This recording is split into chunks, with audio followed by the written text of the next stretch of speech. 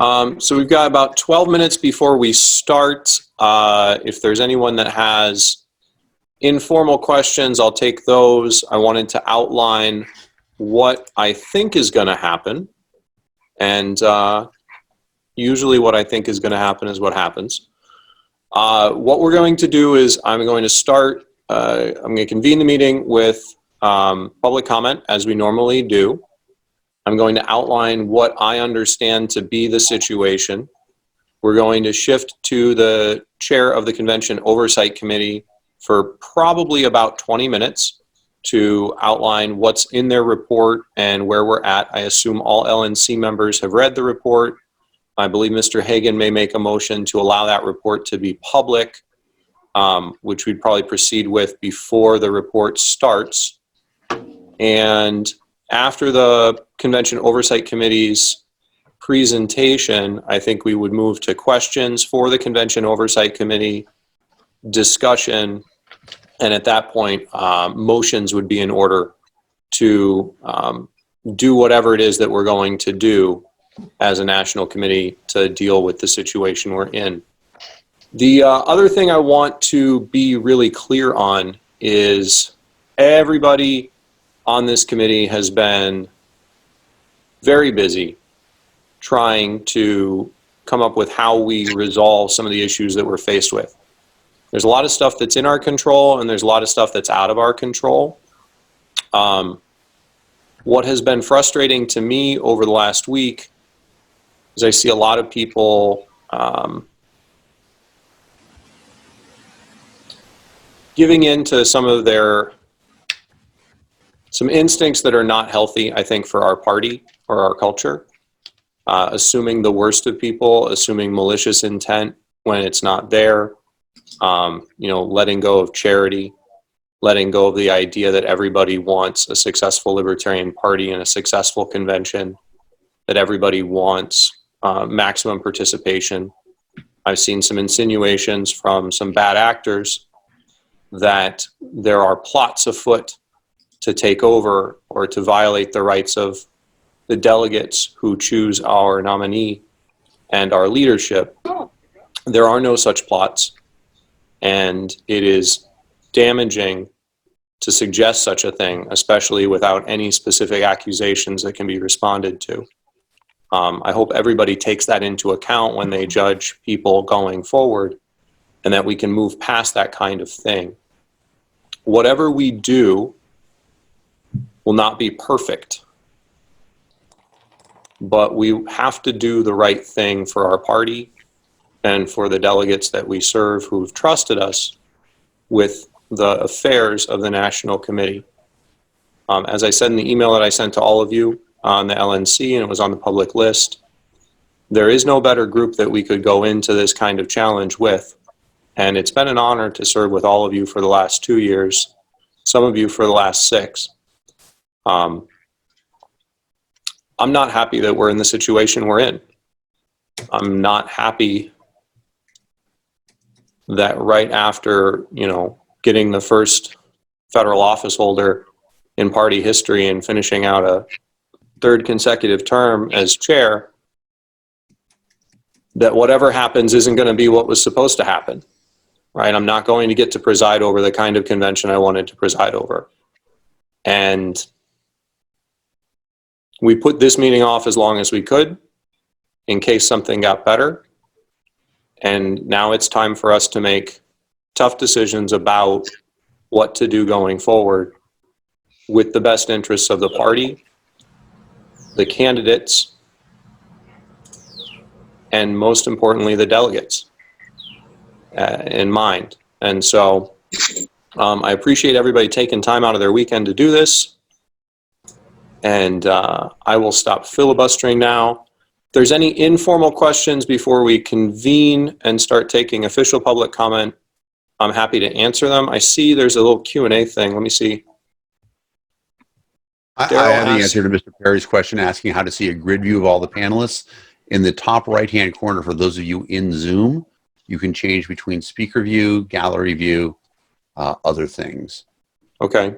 Do you have to type that or? Well, Daryl heard me because he's on the chat. Mr. Chair? Yeah.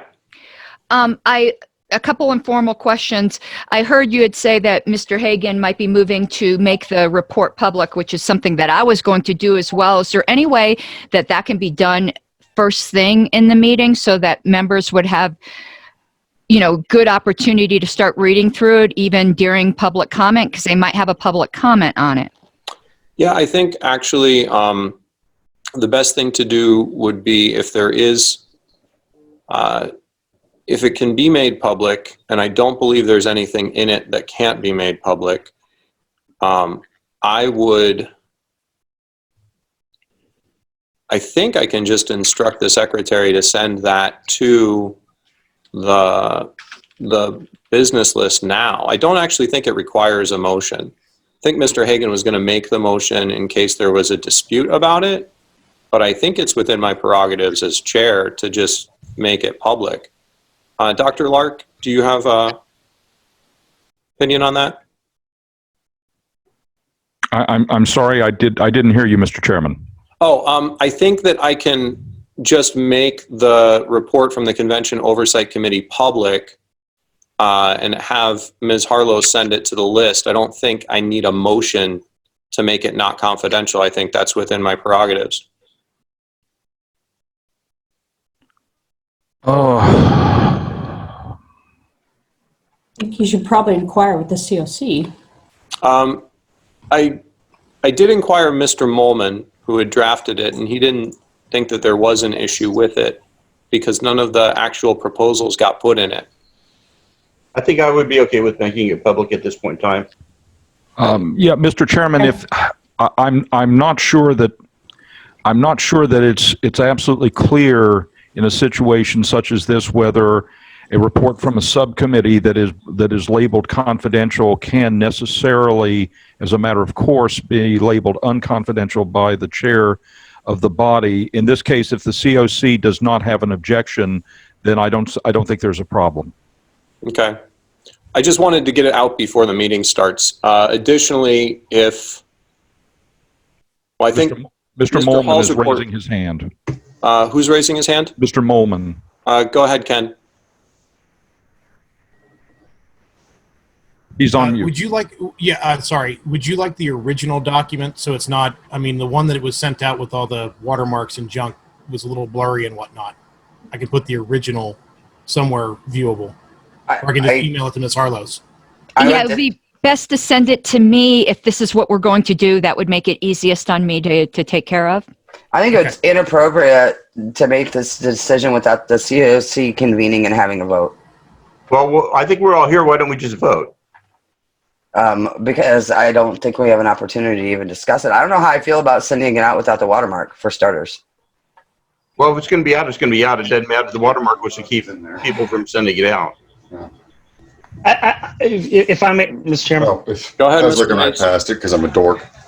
So, Aaron, I don't think there's necessarily any issue with sharing that portion of it. And I also want to ask Ken, did we share with the LNC that Google Doc that we have where we're looking at some options that are pretty much ready to be signed once we hash out some legal language? Like, I'm okay with this as long as sensitive stuff that needs to be discussed in executive session and isn't shared prior to that. Yeah, Ms. Adams, I don't think there's anything in this report that was confidential, truly. Okay. All right, I'm going to send this to the Secretary. Okay. And the secretary will send it to the business list, and that took a while. Okay, and in the last 2 minutes, Ken, you're sending that document to the secretary, but then the Google Doc or the spreadsheet we worked up with the viable options that are currently ready to go. Do we want to share that? I think we should share that with the LNC. That was actually my intent when we did it. But that should remain confidential because there are negotiations and other sorts of things. Right. So only an executive discussion. Right. Okay. I just want to make sure we're keeping those two documents separate for now. All right. I'm working on that right now. I apologize I just need to put some links in here. To clarify, what the second document that Ken is sending out is a group of the bids that we've gotten for a postponed and and possibly relocated convention. And we do want that kept confidential because there's contractual stuff in it. Right. That's the only part of it I'm concerned about. I just don't want it to Separate be seen document as than the one first one document. he's sending out. Okay.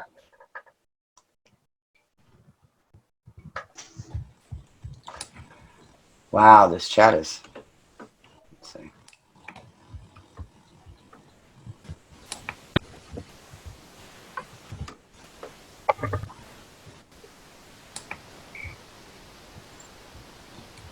All right, so Ken is sending the document to the secretary. The secretary is going to send it to the business list. At some point where there's a link to it, I assume someone will put it in the chat for people who are participating by Zoom. And theoretically, somebody who's willing to wade into YouTube comments could put it there too, but that's Mr. the Chair, bottom half of the internet. Ms. Harlos? if Mr. Molman could please send it to my KarenAnnHarlos@gmail.com because my LP email address, I won't get it till next week. That's the secret. All right, it is noon Eastern Time. Welcome everyone to this meeting of the Libertarian National Committee, a very special meeting of the Libertarian National Committee. The purpose of today's meeting is to determine what we're going to do with the National Convention, which is currently scheduled for Memorial Day weekend to convene at the JW Marriott in Austin, Texas, in light of circumstances that have been changing both internally and externally outside of our control. The agenda, such as it is, will start with 10 minutes for public comment, in which we can take questions via Zoom or answer questions in the chat, followed by the Convention Oversight Committee presenting their report for approximately 20 minutes, followed by questions from and discussion from the National Committee. And that would be the time to entertain motions or discussion about what ways to move forward. So with that, we will start. Is there anyone who would like to comment or any questions from members of the gallery? Mr. Chair, I have David Jones on up, Daryl Perry on deck, Arvin Vora behind him, and then Evan McMahon. All right, you can recognize them in order. All right. Mr. Jones, you are on. You can unmute yourself.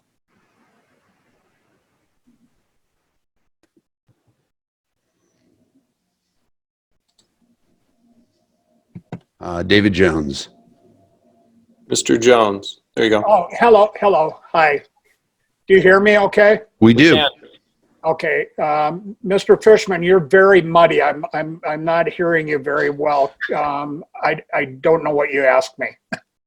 You have asked to be recognized to speak, sir. Oh, okay, thanks. I have nothing.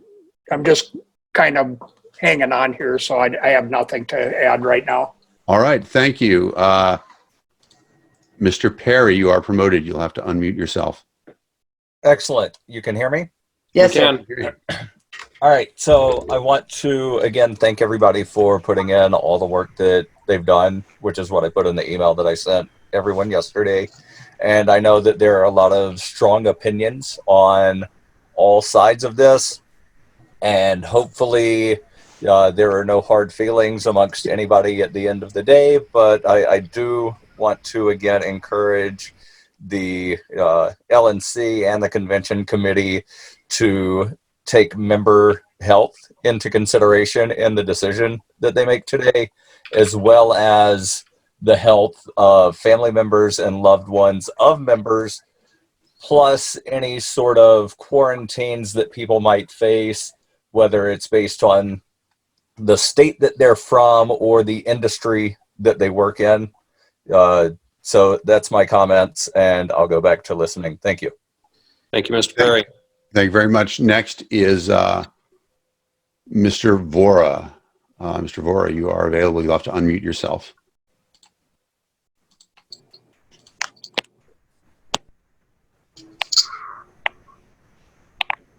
I think you're good, Arvin. You're unmuted, Arvin. Arvin, are you there? I'm going to leave Arvin as he is. So Arvin, when you can speak, I'm not disabling you. There we go. Can you guys hear me now? Now we can. Yes. Go ahead. All right. So members of the body, Mr. Chair, I just want to thank you for all the work that you've done so far. And I do want to point out what I consider to be the foolishness of waiting till July. First, there's no possible mechanism to create a large-scale vaccine by July. So the risk, whatever the government says, of having an in-person convention, a giant in-person convention in July, would be staggering. Realistically, I don't see any state allowing a convention that large on a legal level, and I also don't think, as libertarians who believe in taking care of each other, we should be doing that in the first place. I do believe that we need to find a way to do this online, whether through Zoom or through something else. I see that now we're using Zoom webinars, which is a massive improvement from the previous decision to use Zoom meetings. This is something that we can do if we make sure to practice it beforehand, have it broadcast ready, and do something truly incredible. Pushing the decision to July would essentially make it impossible for any candidate, with the possible exception of Justin Amash, to build the required national presence that you need to. I mean, a nominee has inherently more presence than a candidate.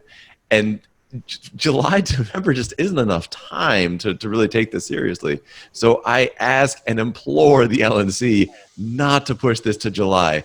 July is not going to be medically any different than it is right now. We'll end up just doing an online thing in July and lose all that time and momentum. As it is, we pick our nominees too late. I think it's a terrible idea. Thank you very much. Thank you, Mr. Vora. And next we have Anthony D'Orazio. Anthony, you're going to have to unmute yourself. Can y'all hear me? We can. Excellent. I did that right. Hi, I'm Anthony D'Orazio. For those of you who know me or don't know me, I'm the chair of the LPNY. I can speak specifically for my delegation. New York is we'll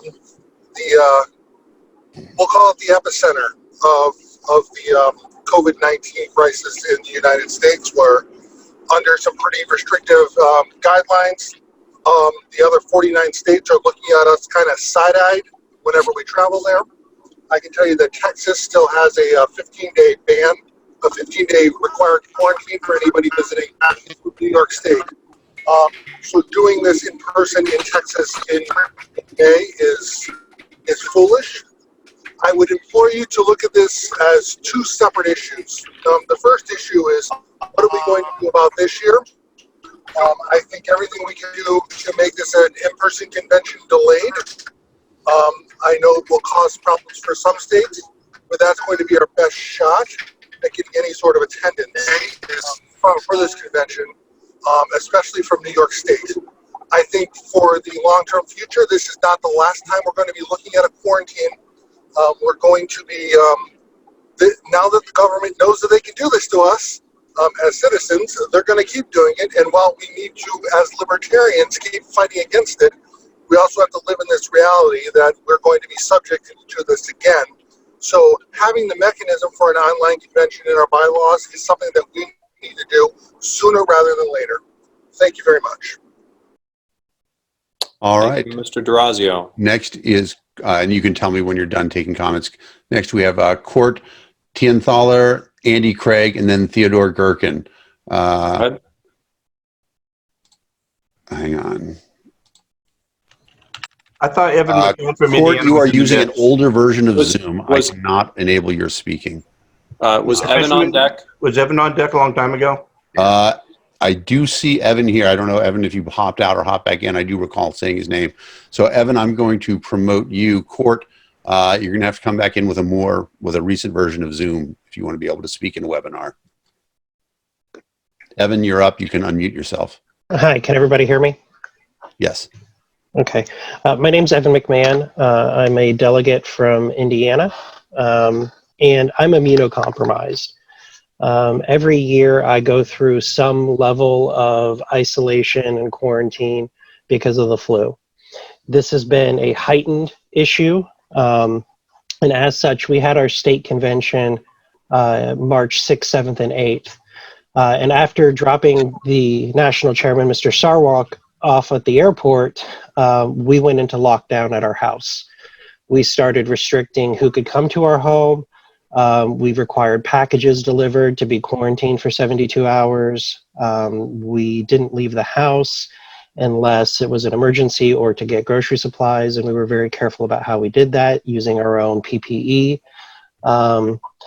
We have no intention of lifting our restrictions in our home for my safety, the safety of my other family members. Even though the state of Indiana has just yesterday released its 5-phase plan for reopening the state, it does not allow gatherings of 250 people or more until after July 4th. My boyfriend is a new member of the Libertarian Party, and it took a considerable amount of effort and time on my part to get him to be a Libertarian, is now upset with being told that, you know, the first convention he was going to go to, he was very excited about, but now hearing that, you know, the life and safety of our family is being put in jeopardy to participate in doing the party's business, he's upset by it. I'm upset by it. We have absolutely no intention of participating in an in-person meeting. Part of my professional career, I go to conventions around the country twice a month. I will not be going to any until 2021, which means I take a significant financial hit.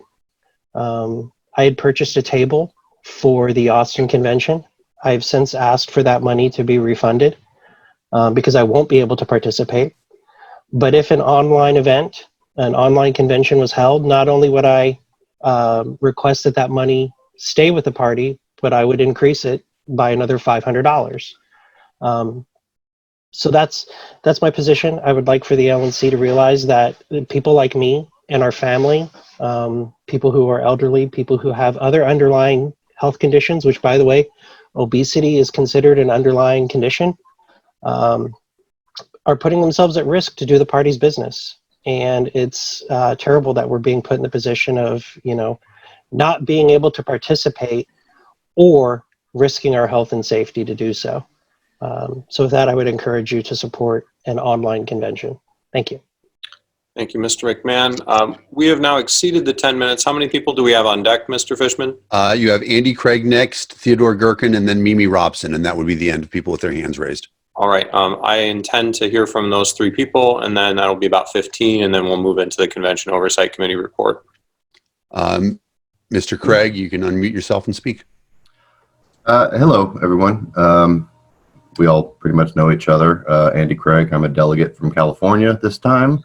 I just wanted to build on the point that Evan made, that proceeding with an in-person convention is not only putting delegates like me, I'm diabetic, in an incredibly difficult position of having to choose between our health and safety versus being able to participate in the party's business.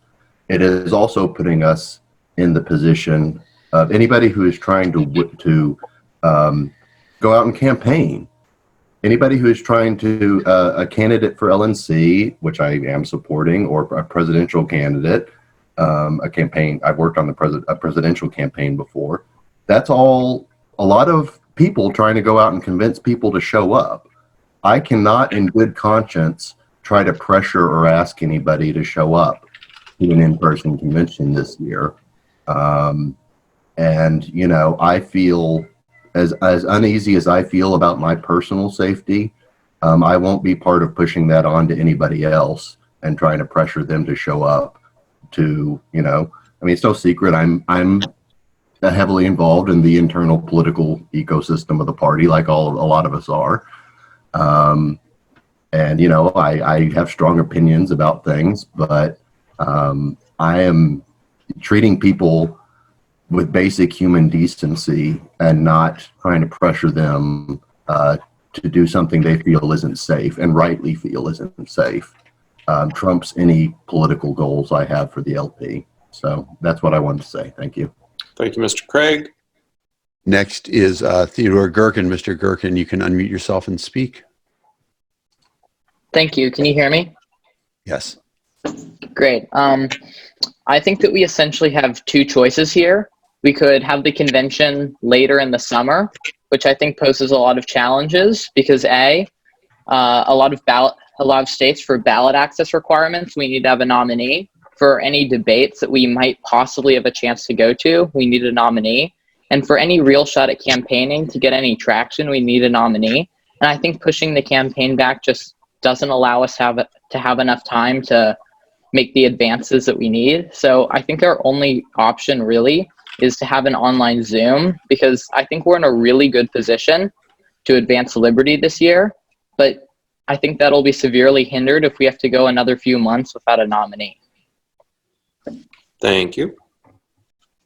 And the last one is Mimi Robson. Mimi, you can unmute yourself and you'll be able to speak. Hi, this is Mimi. I'm actually here with a few other people, but I just wanted to really urge I know that people are talking about safety and things. I think at this point, we don't know what will happen in July. We don't know what the situation will be with the virus. And I believe it's very important that we have an in-person convention. I believe it can happen. I think if by July it can't, then we go to these other options. But right now, I think it's far too soon to do that. I know some people won't feel comfortable going. That's why the state has alternate. I believe that it will be a well-attended convention if we do that. And I think it would be best for our candidates. I'm actually here with one of our presidential candidates, Adam Kokesh, and he agrees, and many of the presidential candidates agree that they need convention to get their campaigns going. They're not so much worried about losing the 6 weeks as losing the media attention. And Adam, do you want to? Yeah, absolutely. There's very little pop or newsworthiness to an online convention that we know would have a lot of trouble if we have to wait. I would prefer to wait. I think what we have right now with the beautiful field of primary candidates I'm up against, that having us enjoy this time for online debates and getting ready for a physical convention would be the best thing for the momentum of whoever the nominee is. So I just wanted to add that to that. I think everybody on this committee saw that California actually passed a resolution talking about our ballot access, which is something very important for this. It wasn't a threat, it's the truth. And I hope everybody read that. I really urge this committee to not act rashly at this point and seriously consider postponement. And again, if then we can't do it in July, then we'll have even more time during this time to start planning for the eventuality of not being able to do it.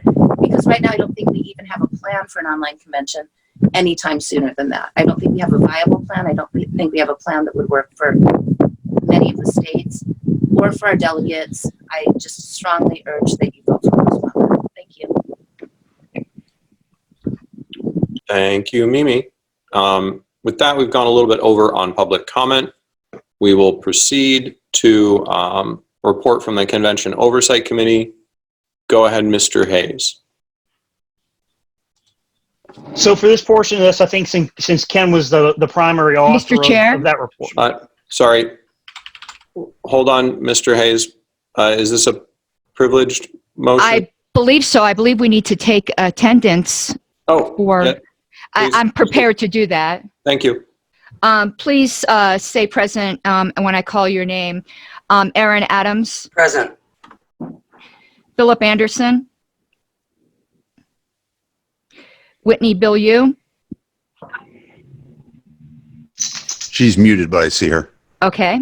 Mr. Bishop Henchman. Present. Tim Fiera.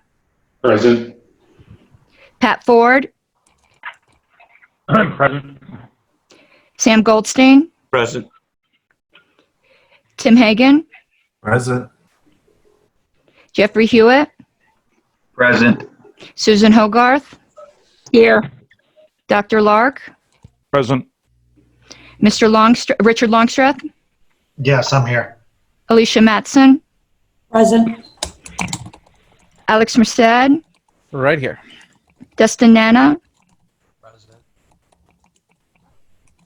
I see him. Stephen Nicella, Present. Justin O'Donnell, Present. John Phillips, Here. Bill Redpath, I wouldn't miss it for the world. and Mr. Sarwork is here. Paige Sexton. Here. Joshua Smith, Present. Elizabeth Van Horn, Present. Francis Went. Present. Okay, Mr. Chair, I show that the entire LNC is here with the exception of Mr. Anderson. Thank you. All right. If there's not anything else before, Mr. Hayes, you have the floor for about 20 minutes, and feel free and delegate that time to other members of your committee. And I just wanted to make, because Karen's and everybody's Bishop is here, so just everybody needs to know that. So anyway, so I'd like Ken, since he's the chief author of that report that was sent to the LNC and knows his way around it better, I think him presenting that would probably be the better way to go. And then if we get into some other things relative to where we're postponing to and stuff like that, we can have other members jump in. Okay, Ken, you ready? I'm ready. Okay. All right. Long story short, this report tried to compile the pros and cons of each option. The COC does have a recommendation. It does also include information relevant to the conversation that may or may not be discussed in executive session regarding ballot access, potential legal actions, timelines, things that are of a more sensitive nature.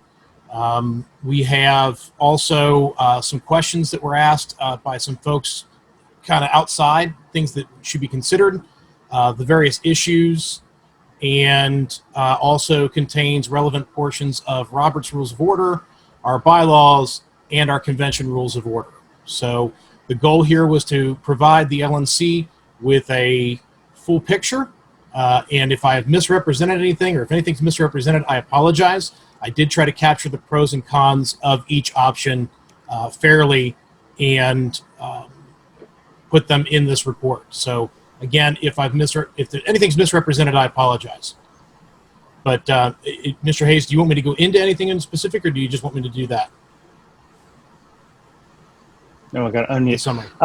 Give them an overview. I guess kind of hit the options and focus on what the COC's main focus would be in our scope. Okay, so prior to the meeting, the COC had two motions to bring forward. The first of which is in regard to option 1, which is Memorial Day in Austin. At this time, it is not reasonable that we will be able to meet in Austin due to regulations on the number of people able to meet. And so there is a motion that the COC brings forward to the committee regarding the execution of the impossibility clause, and that is in the report. Option 2 is a postponement. That is the recommendation from the COC. Those of you who have seen the document can read the pros and cons, or I hope the LNC has had the time to do that. I'm sure that there will be debate over that. But that is the recommendation, and that also is the second motion, which would need to be amended probably to, that's up to you guys to deliberate. Option 3 is the multiple remote location and or online convention or electronic convention or whatever name it's going by. And the pros and cons are listed there. Within that, there are 3 different main sub-options that have been proposed and floated about. We have tried to capture the pros and cons of each of those sub-options, which would be the going email only, a 51 delegate solution, or 51 state solution, and a 1046 Zoom or webinar or whatever style solution. And so we've tried to capture the pros and cons of each of those. The fourth option is, which was floated around but hasn't been talked much lately, but the LNC chooses the POTUS, trying to use the filling a vacancy language that exists in the bylaws. And again, the pros and cons are listed there as well. Yeah, so those are the 4 options and kind of a brief overview of each of those. I don't want to take too much time going over. I don't think I could even read all that in 20 minutes. So, Mr. Hayes, is there anything else that you would like me to go into? You're muted, Dan. I think that Dan should go. Dan, I think you should go into since option one is going to be the first order of business, that motion that we come to. Why don't you go into the situation concerning the Austin Hotel at this point in time? Yeah. So of course, most people, everyone that was staying at the hotel are aware that there was an oopsie, and they canceled all of those rooms. On top of that, there are still, some stay in place orders and stuff like that coming in, and travel restrictions coming from the governor and the mayor. And so there's literally no chance we're going to be able to do in person in Austin over Memorial Weekend. We have been talking with them and negotiating with them relative to postponing to some point in July and moving out into the convention center.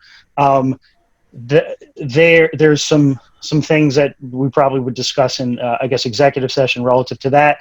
We do have some other, if the LNC did follow that recommendation to enact the impossibility clause, and then I think come to a mutual agreement with the hotel that yes, we are, doing this. I think that's the best way to go. But obviously, we'd be doing something different. The in person and within this committee's purview, scheduling another convention. We have recommended. Looking at July and early July, we have located at this point at least 2 venues that would allow for socially distanced, safe conventions that we probably could lawyer out in just a couple or a few days and get ready to sign the contract. There are some other bids that still need a little bit of tweaking, and probably in just a few days would be at that same sort of a point to where we were comfortable with the level of risk or lack of risk that would exist for the party by putting these on. So the postponement option, I think, is definitely there. I don't want to get into a whole lot of speculation about other aspects beyond just simply putting on the convention. But for anybody that thinks that we can't, at the way things look at this point, it looks like we can. And, like I said, I could get into more detail in that in probably executive session. Sam, anything, or any of our members, did I miss anything in there that you were suggesting we go over? Now, I think that at this point in time, we should probably bring forth the motion to cancel the contract.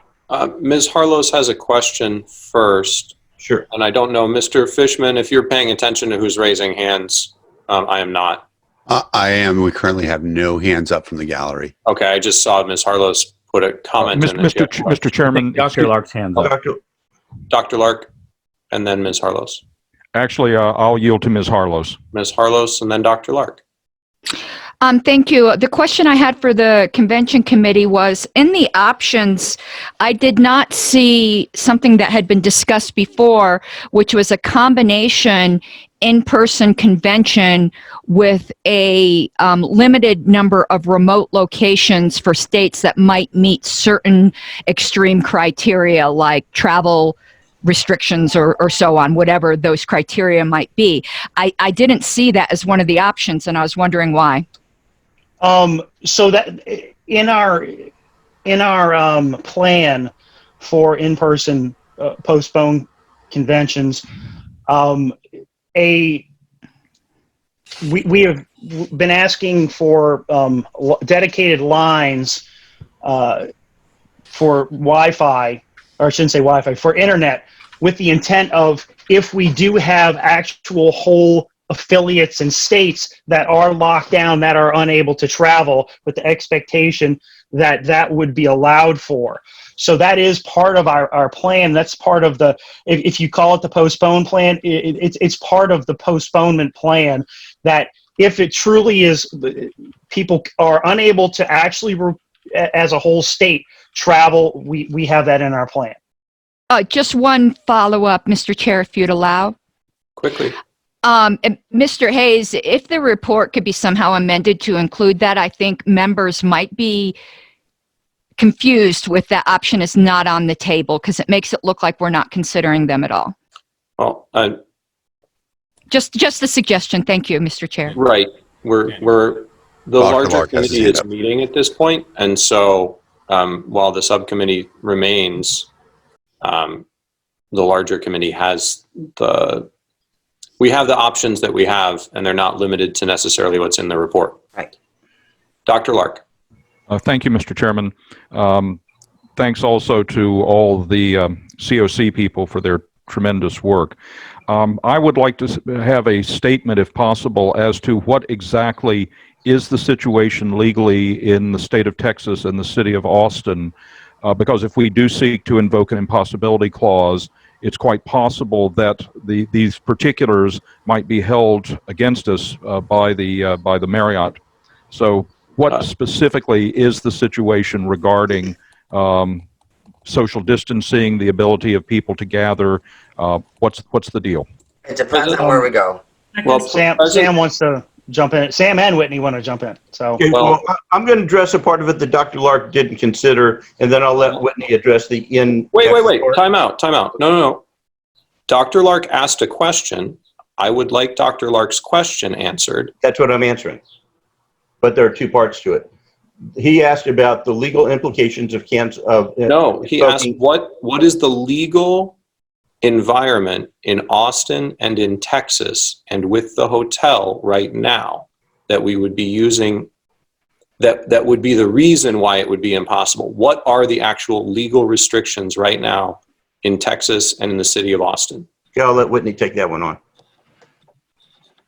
Okay, so I am trying to pull up the city of Austin ones right now, but I do have the governor's orders in hand. So as of yesterday, the stay-at-home order no longer exists.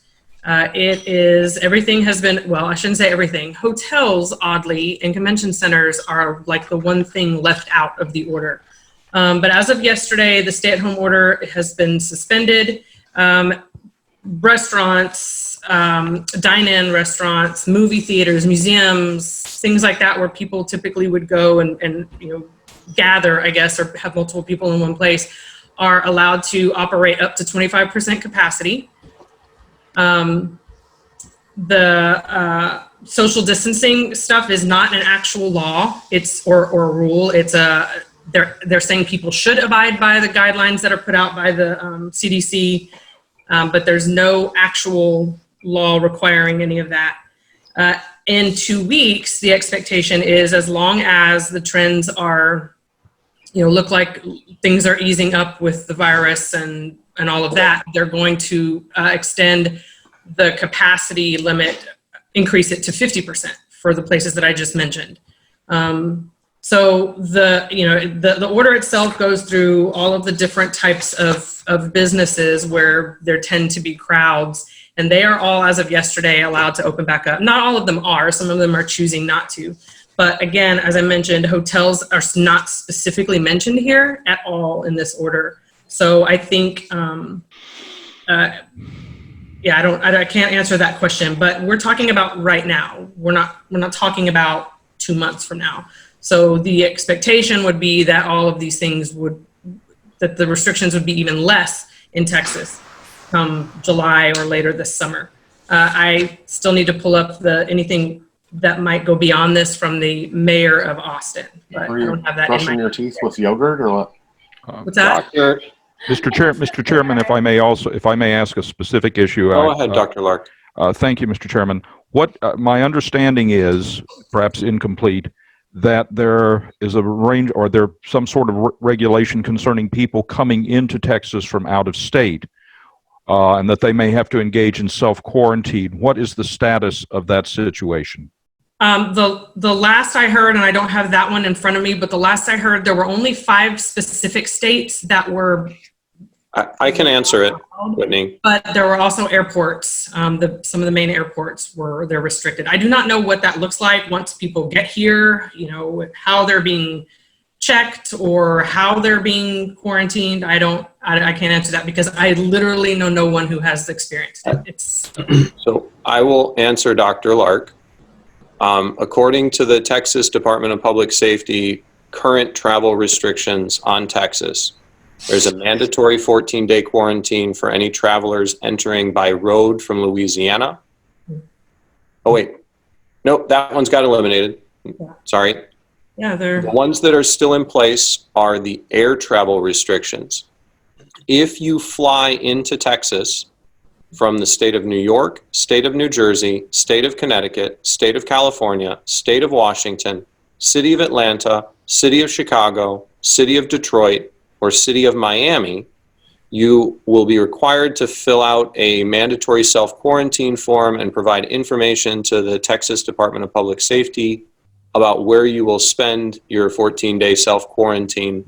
I have anecdotal evidence that they're enforcing that by having DPS agents go out, but it's, anecdotes are not data. I just know that's what the legal thing that the state of Texas has limiting travel, and that, from my analysis with Mr. Hall, that government restriction on travel would be one of the potential reasons why we would be able to execute the impossibility clause with regard to the current contract for Memorial Day weekend in Austin at the JW Marriott.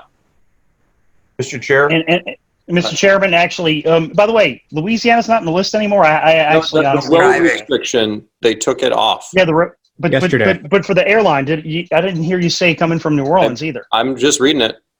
Not there. I might not be illegal anymore. Sorry, wait. Mr. Goldstein and then Mr. Hayes. The additional complication here, Mr. Chair, is also that several states have forbidden travel outside their state borders. I know Kentucky and Virginia expires on June 8th, so that would technically make it impossible for any of the Virginia delegation or anybody who's coming through Dulles, or I guess that's the only Virginia airport that we'd be concerned with, couldn't come to the convention. I was not aware that those states had hard limits. I thought they were doing the you shouldn't travel unless it's essential. But, Mr. Chair, Kentucky definitely has such a limit at this time, with the exception for shopping or work. Okay. Mr. Chair, so Mr. Hayes now. Go ahead. So of course, not getting too much into the whole contract here, but the contract doesn't just say in effect while the convention's going on. It says upon the occurrence of, and lists a whole bunch of things, of which I think there's 4 of them. Acts of God, disaster, transportation curtailment, which is one of the things you're referencing, and I can't think of government regulations. So I think those 4 things would certainly make it to where they have occurred, and it's written that way because just because that occurrence or that enforcement or law or restriction regulation goes away doesn't mean that suddenly, oh hey, we're all going to a convention. I mean, people's we still have to determine whether or not to execute the impossibility clause. Yep. We just have the grounds at this point. I think so. I have Mr. Bishop Henchman next, seeking to be recognized, and then Mr. Longstreth. I have the Austin, Texas order in front of me. It does require social distancing requirements. The date on that? And it has mask requirements and prohibits all gatherings larger than a household, as well as prohibiting essential travel. And this was issued, let's see, effective date April 13th and continuing until May 8th unless terminated or extended. So we haven't hit that termination. So it sounds like the situation on the ground in Austin may be different from Texas at large. So at present, no mass gatherings are permitted in Austin, according to this. Okay. Mr. Longstreth. Yes, so I wanted to the Convention Oversight Committee on option 3, where you're talking about remote locations and online convention and balloting. There was language listed in the cons that indicates that the bylaws mechanism and bylaws committee has no idea on some of these options. There has been a draft report that has been circled twice now, showing the bylaws committee's work in progress, and it seems to me that this Convention Oversight Committee deliberately ignores the work that the Bylaws Committee has done, and does not even list electronic balloting as a legitimate option. It lists it as a sub-option related to an online convention, and those are very different things. So I was wondering if, my two questions are, have we really gotten all the options from the Convention Oversight Committee, and why was the language of the Bylaws Committee not mentioned in this report, and in fact alleged to not exist? If I may speak to that, Mr. Woolman? the committee, the Bylaws Committee, to my knowledge, has not passed any language that there have been things circulated, that amendments have been made to those circulated documents that were widely circulated on Facebook, that since they have not been passed, could be easily amended again. Certainly within the committee, you can always move to reconsider or go back and look at it again. But at this time, no language has actually been passed by the committee. And I believe that is the way it was represented in the report. And that was the intent of how it would be represented, would be to say that it has not been passed out of the committee. Also in that, there's been a lot of confusion on Facebook and social media about what is an electronic convention. And in that, one option is the email balloting, one option is the 51 state option, and one option is the Zoom. And so because they're all kind of lumped together by the general public as electronic convention, and that's why the title is kind of an and/or thing, that was all lumped together. I mean, certainly we could have broken those apart, and they're presented in a way, they're separate paragraphs on purpose so that it is clear that they are separate options, and I absolutely agree they are different things entirely.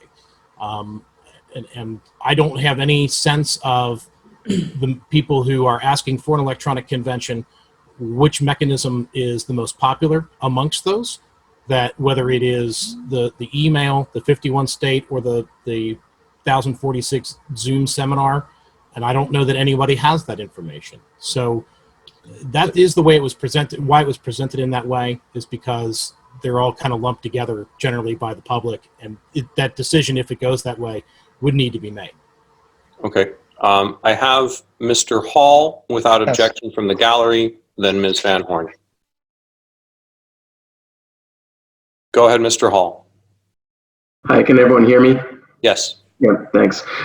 Thank you. I just wanted to clarify that the executive order that Governor Abbott entered and took effect on May 1 does contain mandatory language with respect to social distancing. It says, every person in Texas shall, except where necessary to provide or obtain essential services or reopen services, minimize social gatherings and minimize in-person contact with people who are not in the same household.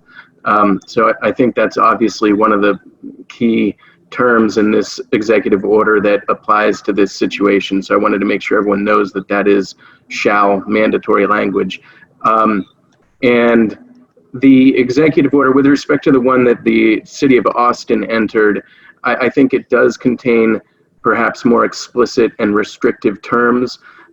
There's some question about its legal effect because the executive order that Governor Abbott entered states that it supersedes any local orders to the extent that a local order restricts essential services allowed by this executive order. So there's some question there about the interplay between state and local executive orders. And then finally, the order that Governor Abbott entered on May 1 expires by its terms on May 15, but it also provides that it may be amended, rescinded, modified, or superseded. And that's all. Thank you. Okay. Ms. Bilyeu with a response, and then Ms. Van Horn. Yeah, that was Mr. Hall, wasn't it? That was. Yes. Okay. Can you tell me exactly where you found the part about the social distancing in that order?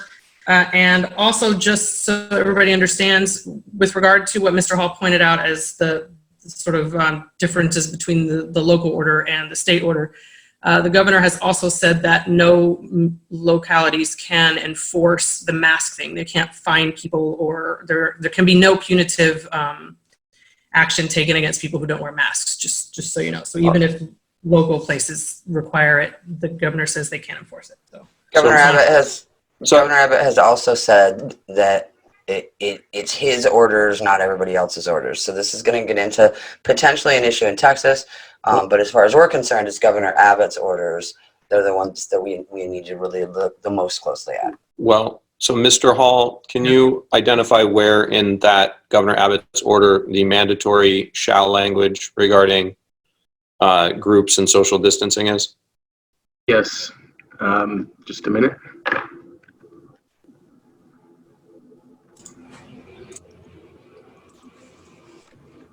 It's at the top of page 3. This is Executive Order GA-18 entered on April 27th, and it is the first sentence of the first full paragraph on page 3. Thank you, Mr. Hall. Mr. Hall, just to confirm, if there is a conflict between a state order and a municipal order, what would be your advice to the National Committee? Should we depend on which one will turn out to supersede, or should we attempt to comply with both from a legal perspective? Well, the safest thing to do is always try to comply with both. Where that's not possible, and the question becomes which one has legal effect, just by general principles of the superiority of the law, it's going to be the governor's executive order will supersede the local executive order, especially where the governor's order expressly states that it does that. Thank you, Mr. Hall. Ms. Van Horn. Yes, thank you. I've been in contact with the Region 3 chairs all morning communicating, and they've let me know their deadlines respectively for their states. The Kentucky chair, Chris Weiss, also wants me to relay that they have filed,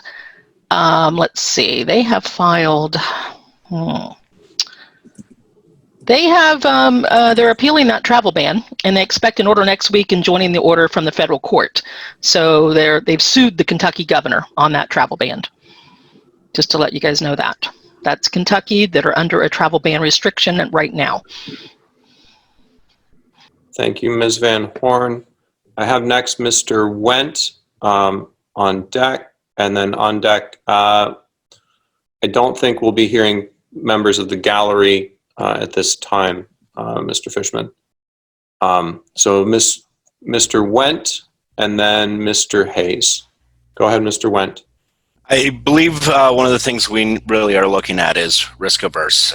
Yes, we can say that the governor's orders supersede the mayor's orders in Austin, but the question is, do we really want to put our party members into a position where they have to choose, and regardless of what happens, if they get arrested, our business is going to be unable to be completed. So I think in the current situation, in the current landscape, no, I don't like complying with the government orders, but at the same time, the business of this party is more paramount, and that's what must be completed. Mr. Hayes. So I think we've gone down some rabbit holes here. The recommendation of the COC is, and we're taking up canceling the contract under the impossibility clause. And I think what some people are arguing is whether or not we go to Austin at all, including postponed. And I'd like to say what we have been looking at and talking with the JW Marriott about, and the proposals that we've gotten back so far from the the Austin Convention Center, it's that we're going to move our business and our event over into the convention center. The JW would act as a host hotel, and the space that's been presented is just for the business session is like 93,000 square feet. I believe that is more than adequate to put on a socially distanced, safe convention for our members. So that's part of our plan that we are putting forward, is we are looking at spaces where people are going to be able to observe social distancing and being safe while they are actually participating in the convention. And we've got a whole lot of other details that would go way beyond the scope of this call of how to get there. So I think we've gotten lost in that respect. So our position, as best I understand it, is we recommend a cancellation of the contract that exists for Memorial Weekend. But we also recommend a postponement, which could theoretically still include Austin for July. Mr. Goldstein. You're muted, Sam.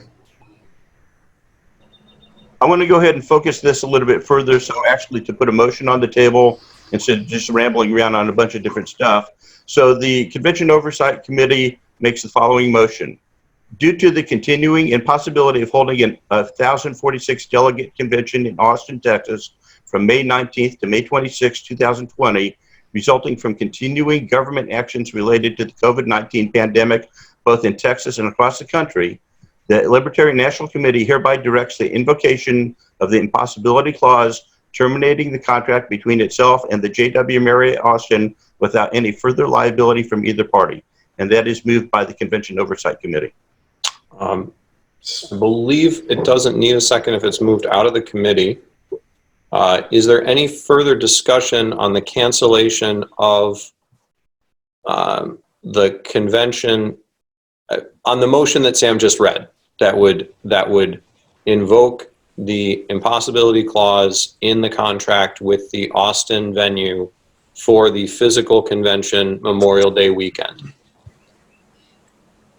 Is there any objection to this? There are two hands. Sorry, Mr. Bishop Hansman and Ms. Bilyeu. Ms. Bilyeu, and then... Can we somehow get it on the screen? Or is it already somewhere that it's on the report? Page 1 of the report. Okay, that's fine. Who else is raising hands? Mr. Bishop Henchman. Mr. Bishop Henchman. I have a question. What was the vote on this recommendation out of the committee? Unanimous. Yes. Thank you. Dr. Lark and Mr. More Redpath. specifically, without objection. It was a consent. Dr. Lark. Mr. Chairman, I'm not sure how we can, maybe there'll be no problem with this, but I actually would like to hear from Mr. Hall as to what his opinion is about whether or not we are on firm legal ground in terms of our contractual arrangement if we invoke the impossibility clause. What is his interpretation? And I don't know if he wants to give that to us in open session. I can tell you what it is, but I'll let Mr. Hall answer. Go ahead. I think this is a classic case of an impossibility provision taking effect. It fits all the terms. We have government regulations that are making this impossible. We also have what they call an act of God here. For lack of a better word, a pandemic, I think, fits the bill. So I think we're on firm legal ground on those two considerations alone, the government regulations and the existence of a pandemic making it impossible for the parties to perform. Further strengthening that case of impossibility is the fact that the hotel itself sent out the cancellation of all the attendees' reservations and then sent a follow-up email. And I know this was done in consultation with some of our folks on the Convention Oversight Committee, but nonetheless, the follow-up email confirmed that the existing reservations had been canceled and that the hotel's goal was to reschedule and establish new dates to make new reservations.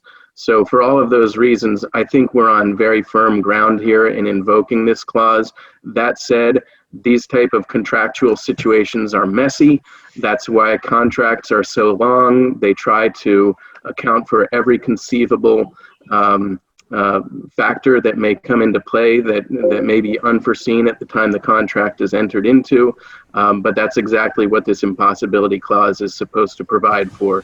No liability termination of the contract when some thing out of the party's control makes it impossible for one or both parties to perform. And I think that's a classic case of what we're looking at here. Thank you, Mr. Hall. Thank you, Mr. Chairman. Mr. Redpath. Dr. Lark asked my question. Okay. Is there need for further discussion regarding the motion to cancel the existing convention as constituted in Austin at the JW Marriott on Memorial Day weekend.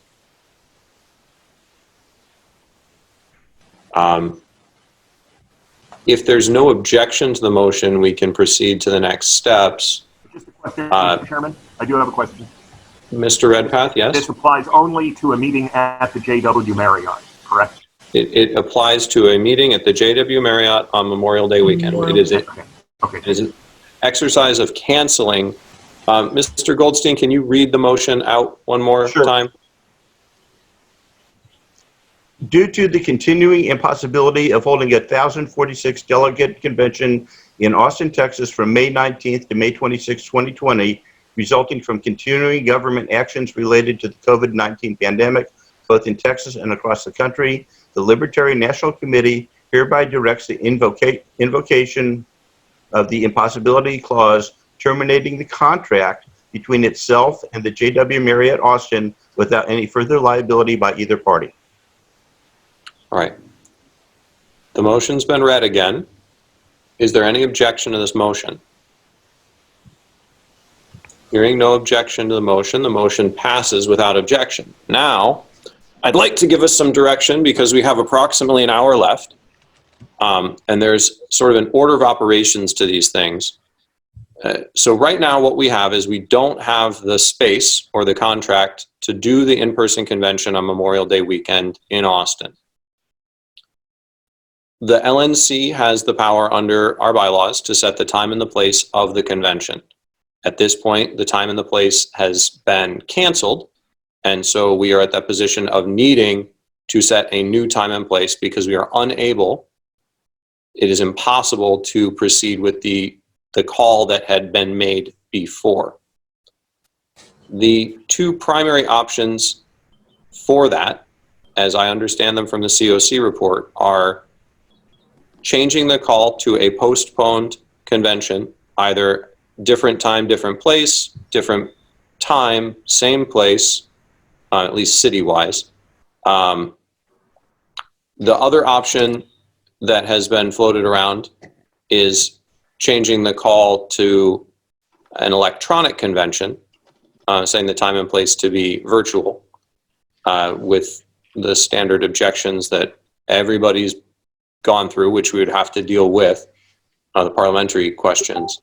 And then the third one is not calling another convention at all and leaving no convention with the LNC exercising what powers it can under the bylaws to adapt to that situation, to fill the vacancy in the ticket, and to do some sort of staggered resignations to change LNC members if they didn't want to serve. Mr. Phillips. Just as a point that was brought up in the chat is that apparently the Utah delegation is informing us that Utah law requires political parties to accommodate remote participation. Okay, that's interesting, and we may get to a point where that's going to be important. Mr. O'Donnell, do you have a question before we start going?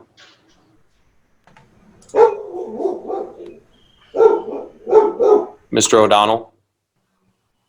His dog was making the comment. Question and a concern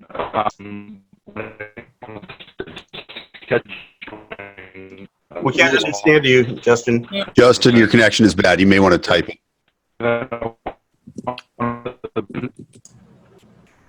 Mr. O'Donnell, we could not hear you. Mr. Goldstein and then Ms. Adams. Yeah, for expediency. Mr. Goldstein, Mr. Goldstein, Mr. O'Donnell, your connection is insufficient. We're shifting to Mr. Goldstein. For expediency's sake, Mr. Chair, I'd like to do a quick, I would like to propose a quick straw poll of the LNC to see if there is a great overwhelming show of support for one of those three options. Because if there isn't, then if there's no support at all for one of the options, I don't think we should waste much time on it at this point. Point of order, straw polls are technically out of order. I'm aware. I was more thinking about whether or not it made sense. Well, the COC has another motion in its report. I know. If this is a report of the COC, if we offer that motion, then substitutes can be offered. I understand that. I believe the next. I'm just trying to.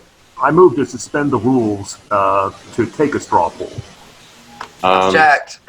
All kinds of people are jumping in, and I've had my hand raised as well. Okay. My hand's up also. I have the order of speaking as Mattson, Redpath, Harlos. All right. Hands raised in order. Here's the issue. I'm gonna try and make this a little clearer. Mr. Fishman is sending me the names of the people on deck. I'm aware of them. And I apologize. Further up the list, Adams is ahead of all three. And if you interrupt me verbally while I'm trying to recognize people, it slows this down. What I was attempting to do, so Mr. Goldstein was the next person I recognized. He asked for a straw poll. I am aware that those are out of order. I was taking a moment to consider whether or not I thought it would help, because the order of the Convention Oversight Committee's recommendations will probably indicate the support for the proposals, and I think it's appropriate to let the committee that's making the report make their recommendation to the larger committee rather than short-circuiting it, right? I believe the committee should have the opportunity, even if their recommendation is not popular, they are the ones who did the work. So I believe Ms. Adams was next, and then I have Ms. Mattson, Mr. Redpath, and Ms. Harlos. Ms. Adams. I just wanted to go on record. The last option, completely canceling and the LNC simply appointing, filling a vacancy, was not what I understood our position on the committee to be. I understood our position on the committee to be that we did not support complete and total cancellation. You don't. Okay, I want to make that very clear for people watching, because that's who it came across, how it came across, and I also want to make clear that none of the committee's options rule out any coming together or meshing of any of these ideas by the LNC or by this larger body. Right. All right. Was that it, Ms. Adams, or did you have a? Okay. Then Ms. Mattson, you're next, and then. Sorry, Ms. Mattson, then. Redpath, then Harlos. Redpath, then Harlos. Ms. Mattson, go ahead. At this time, I'm going to make the second motion in the CLC report, which is to postpone the 2020 convention to an alternate date and or location to be chosen by the LNC on behalf of the committee. Ms. Mattson,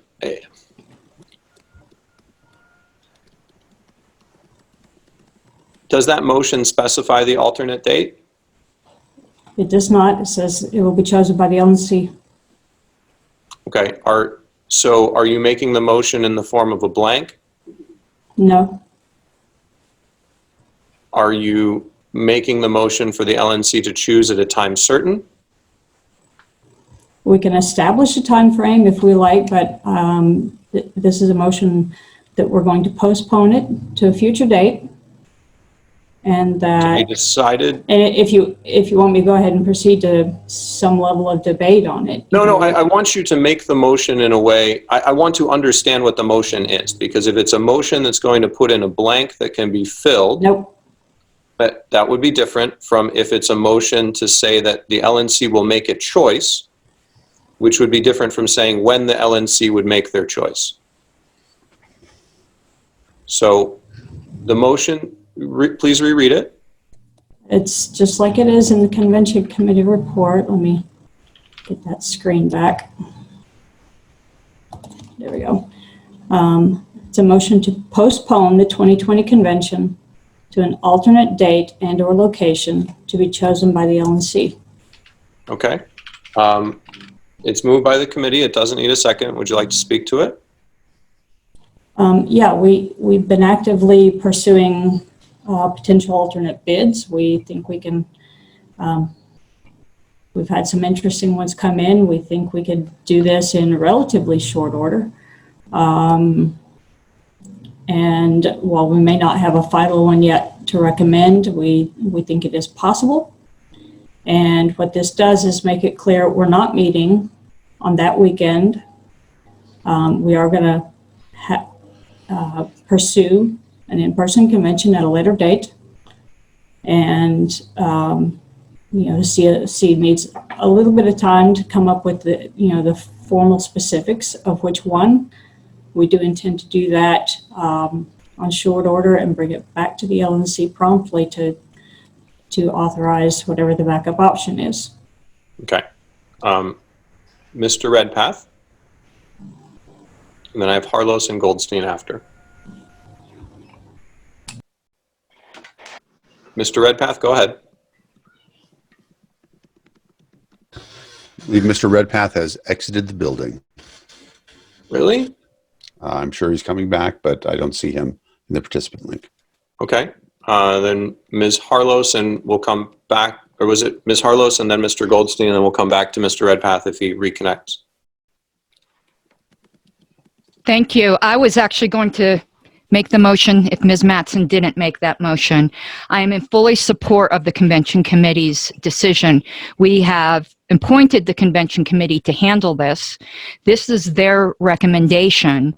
And there's been a lot of talk over the past couple of years about the LNC not micromanaging our committees, but besides that, I do think they have made the right decision that is in accordance with our bylaws. The delegates at such a postponed convention can choose at that time to allow some sort of remote participation, as has been suggested in chat multiple times.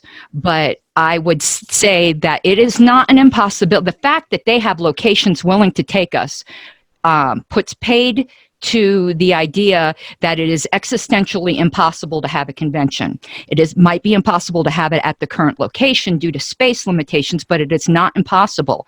And this body has zero right to try to find an end run around our bylaws, which is the contract we have with the members, when there is not an impossibility. Bylaws are not the pirate's code. They are not guidelines. They are not only bylaws when we like them. They are, in fact, our bylaws. I got on this body in order to honor the bylaws, and I believe that is the duty of every single member here. No one would be able to trust us again if we did not. And I suggest that everyone here, when they hear the word bylaws, substitute in the word Constitution. And when they hear the word LNC, substitute in the word U.S. government and see if that passes the smell test. We will be a bunch of hypocrites if we do not honor our own governing documents, yet complain when the federal government does it. We will have just proven the case that libertarians are incapable of tasting their own wares. Mr. Goldstein, then Mr. Bishop Henchman, then Ms. Adams, then Ms. Van Horn. Okay, I move to amend the motion to strike the words, let me think this out, to an alternate. Here's what I wanted to say. We move to postpone the 2020 convention to an alternate physical location and a date no later than July, to commence at a date no later than July 15th, to be chosen by the LNC. Does that make sense? It is clear. Second. Who's the second? Ms. Mattson? Yes. Okay. Is there, do you need to speak to the amendment, Mr. Goldstein? Please restate. Okay, it's to, here, the wording should be something like, we move to postpone the 2020 convention to a commencement date no later than July 15th, 2020, and to an alternate physical location to be chosen by the LNC. Thank you. You okay with that, Alicia? Yes. Ms. Mattson? Okay. All right. Is there someone who would like to speak against the amendment? Do I get to speak in favor of it? I thought you just did. Oh, no, you were restating. I was asking you to speak to it, so please do. I just think that this is, in a nutshell, what the COC has been working on intensively for the past couple weeks. We do have, and that could be revealed in an executive session, a couple very juicy bids that would actually probably, in the end run, save the party money with the deals that we're getting from a couple of these venues. And they are very doable as far as social distancing. As Daniel said, they're like over 80 or 90,000 square feet that we could space people out way far apart, in addition to other prophylactic measures. And I just think that my reading of the great number of delegates to this convention is that most of them want to and will attend a physical in-person convention this year. All right. Is there anyone who would like to speak against the amendment? Mr. Chairman, I have some information that might be relevant. Is there anyone who would like to speak against the amendment? Yes, Bill Redpath would. Mr. Redpath? Okay, thank you. I stand in opposition. First of all, I want to thank the COC for all their work here. Obviously, a lot of hard work. I'm a former member of that committee from prior conventions. There's a lot of work there, and I want to thank all of them for sure. Also want to thank Bob Johnston, who came up with ballot access data. I would like to make one change. Virginia's 5,000 net sig, not 10,000. He's invaluable in that and services everyone on the ballot access committee. I think it's important to take stock of what is really important to the Libertarian Party in 2020. The most important thing, far and away, is the selection of a presidential ticket and giving them time, as much time as possible, to campaign. I think the second most important thing is the selection of the Libertarian National Committee. I think the third most important thing is the selection of the Judicial Committee.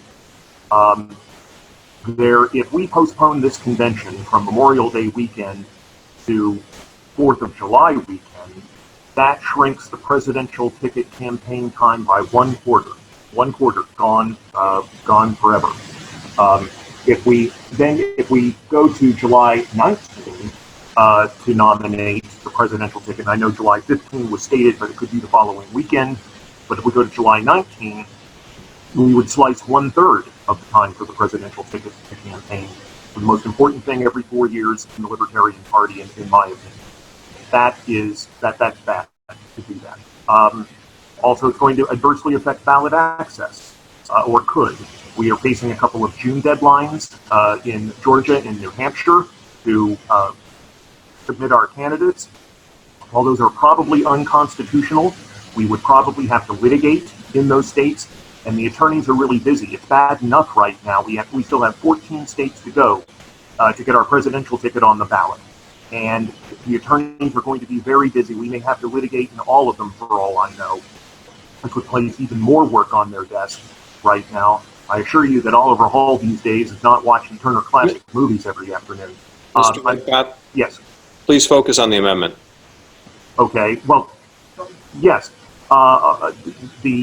What's the chance? What is the chance of the 20%? I'd say the 20% tops chance that we can meet in person in July anyway. The convention is not free.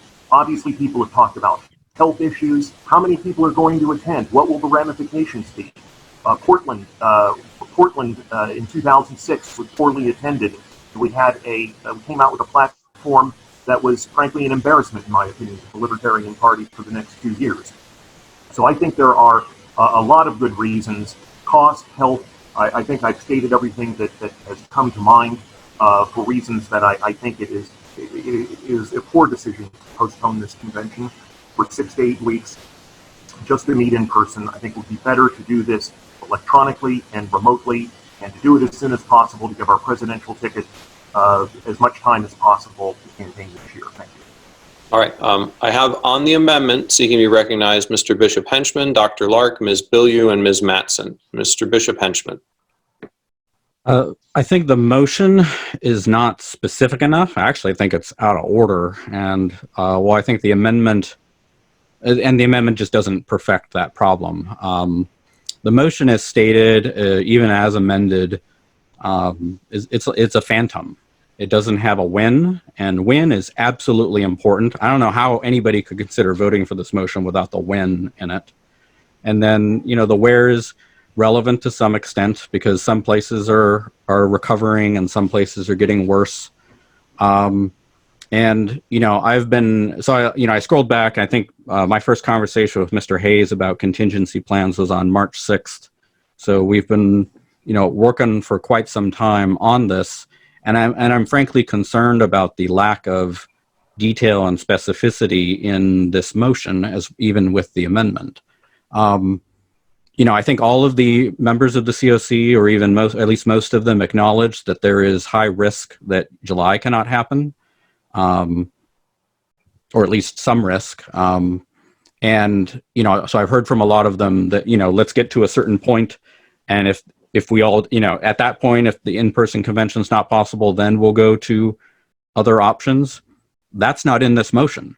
And something I've tried to emphasize to a lot of people I've talked to is this needs to have, if we're going to postpone, it needs to have a date where we call it off because it's just not going to happen, and objective criteria that we can all look at to know that it can't happen.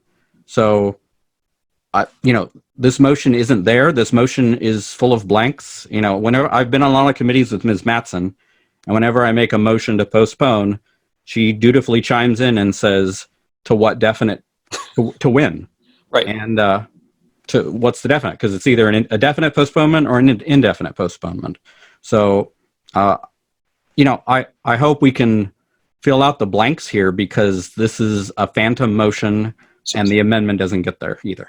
To the extent that there was in there a little bit of a question of whether or not it's in order, I recognize the vagaries, but I'm going to rule that it's in order. And I think that it would be better to let it rise or fall on its merits than get into the parliamentary discussion. But I'm happy to do it if anybody wants. It was an observation, not a motion. Okay, I recognize the value of the debate on this. Then I'm going to move to Dr. Lark, then Ms. Bilyeu, then Ms. Mattson, and with the indulgence of the body, I'm going to step away so Mr. Merced has the gavel, should I not be back right away. Go ahead, Dr. Lark. Yes, thank you, Mr. Chairman. I just wanted to make sure that the word alternate allows also for the possibility of Austin, Texas. Alternate in this case does not mean a different place. Is that correct, Mr. Goldstein, Ms. Mattson? Yes, Dr. Lark, that is correct. Thank you. Okay, Ms. Mattson? It was my turn. Yep. Yeah, Ms. Bilyeu was before me, I believe. Oh, yeah, Bilyeu. Sorry. My apologies. Yeah, and my point was similar to Dr. Lark's. I want to make sure that that word alternative does not preclude us from even using the original facility that we had planned for, should that wind up being an option one way or the other. So I just wanted to have that clarified, that putting the word alternate or alternative location, that we still have the option to use both the city and the facility that was originally on deck. So that was my intent in making the motion. Mr. Fishman, can you make sure Mr. Hayes is on deck if the body will allow it? Yep. I have Mattson, then Harlos, then Hayes, then Van Horn, then Phillips. Oh, Adams. I'm sorry. Okay. So first, let's talk about terminology. Mr. Bishop Henchman mentioned that I'm kind of a stickler for definite or indefinite postponement. Well, that's when you take a pending motion and you postpone the motion to a future time, and that's not what we're doing here. And definite versus indefinite just means we're postponing to a hard date, or we're punting this completely, taking the question off the table. That's not what this motion is doing. It says the event itself will not happen on the date that was originally planned, the Memorial Day weekend. The event itself will happen at a later date. And certainly that will be definite once we got harder details on proposals. We've had a joint meeting with the Ballot Access Committee, we being the Convention Oversight Committee, and I thought what we came out of that with an understanding that we could postpone to around July 4th would be okay, and every weekend you go after that gets a little more uncomfortable, and screening will begin in mid-July. Also, New Hampshire was mentioned as a potential ballot access issue, and what we discussed with that is apparently in New Hampshire, the deadline in June is not for us to designate the final candidate, but anyone who wishes to be in the running to be the candidate just needs to file paperwork in New Hampshire by June 12th and pay, I don't know, a couple $100 filing fee for that. So every candidate for the presidential nomination could go ahead and do that. The party could designate its official nominee after that, and that July 12th deadline can be handled that way. I'm sorry, June 12th, not July 12th. It is very important for this body to take action to say we are postponing the event. Currently, we have canceled the contract. We just voted to cancel the contract, but we've still basically called the convention on a certain date. So if we want to prevent a rump convention just getting together in a backyard in Austin or in the parking lot or whatever, we have to make it very clear we are punting that date. We are not using that date. There will be no official action on that date. And we need to officially say we're postponing, not using the original date, so that hanky-panky can't ensue. So it's very critical that we pass a motion saying we are postponing. And my preference for this option over the others is based on a balance of risks. You've got all kinds of risks here, regardless of risks of virus, just legal considerations, ballot access considerations, financial considerations to the party as a whole, which the LNC is charged with monitoring our assets. Press coverage, I think our best option is for press coverage is to have an in-person meeting. I think if we, any attempt to do some kind of online thing is going to require a bylaw amendment, which means somebody's got to get them together in person. And if you have this rump convention, and I know that's not the right word, but the chances of things going awry are very high, or somebody taking advantage. So there's a lot of risk there. Ballot access considerations in early July, some tighter timelines, but workable. Are we still on the amendment, Ms. Mattson? So we're postponing so the amendment is postponed to a physical location. So I'm speaking in favor of the physical location. Okay, all right. I would like. And I'll wrap up in the next 30 seconds. And in July, I do believe that many of our restrictions are going to be greatly eased, and any kind of online thing as opposed to a physical location, we're talking about potential legal challenges we never tried a process before. If we get ourselves into some rule that doesn't work because we've never done it that way before, we can get stuck. We can get legal challenges to the way our presidential candidate was nominated. So physical location, in-person meeting, to me, minimizes legal risk, ballot access consideration risk, financial risk to the party of, do we get a fundraising gala? Do we have to refund tens of thousands of dollars and go in the hole because we're not having a physical meeting? So I'm in favor of the in-person physical location. Okay. Just as a matter of where we're at, we have an amendment to change Ms. Mattson's original motion to one that specifies a July 15th date. Is there any need for further discussion on that amendment? No later than July 15th. No later than July 15th. I've had information without opinion relative to that would clarify some things for everybody.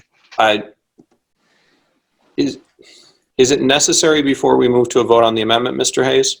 It would certainly affect people's perception of what was going on with giving them the full information. Of reality, of what exists. What I would like to do is I would like to proceed to a vote on the amendment and see if there's any objection to amending the motion. And then we would recognize Mr. Hayes without objection to talk about some of the specific. Mr. Hayes, go ahead. So I'm just going to say it. Go ahead. Everything we have that starts before July 15th would actually end by July 12th, if that made sense. So it would start sooner than that, like the 8th, and ends on the 12th. So 15th is even way farther than what we actually have on the table. Got it. Okay. Was that the important piece of information? I think so. That might affect some people. All right. So, Ms., are we ready to, is there any objection to this amendment being added to the motion? Yes, I object. Yes. Okay, so there's objection. Good. Got it. Are we prepared to proceed to a vote on the amendment?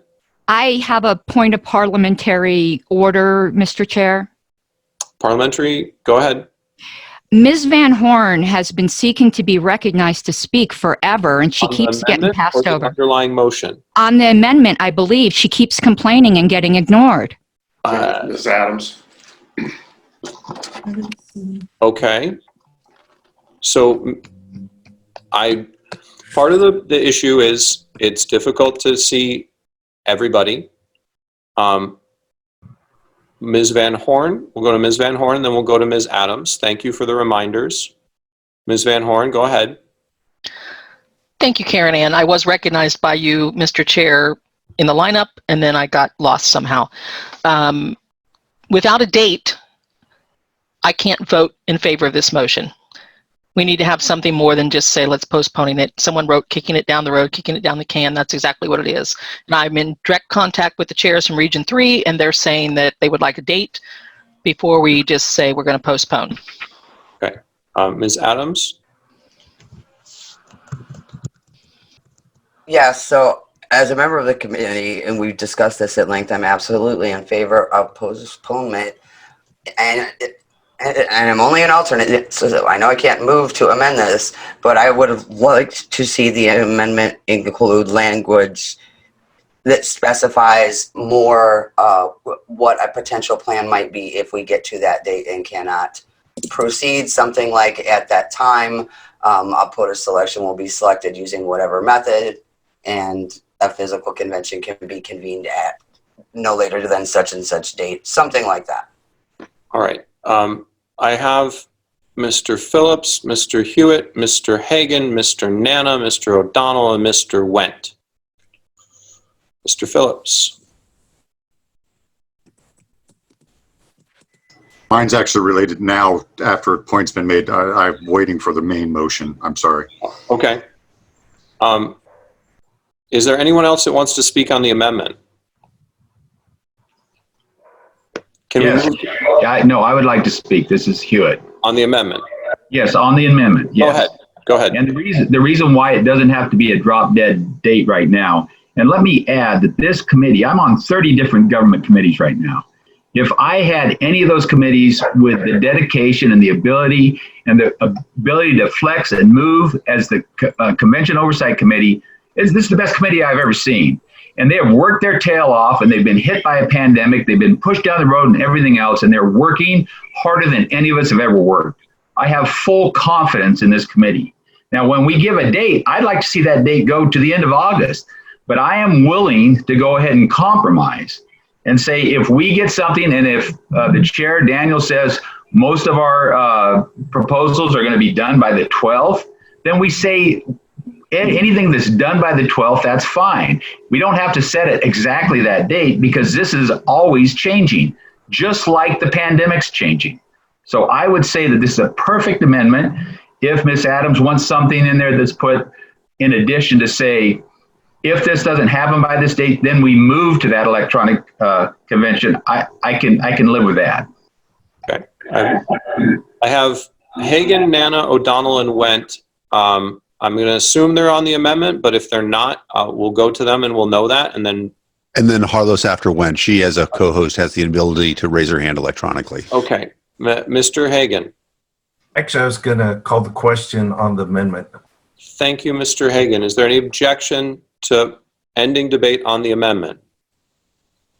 Hearing no objection, we will proceed to a vote on the amendment.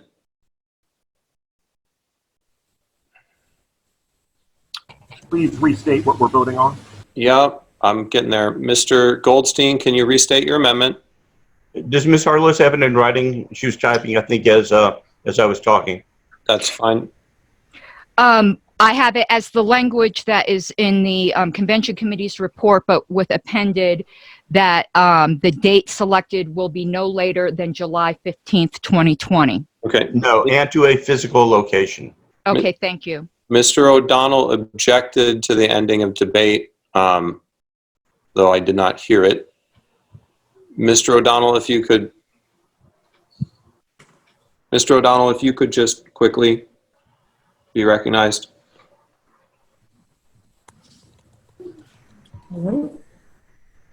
Mr. O'Donnell?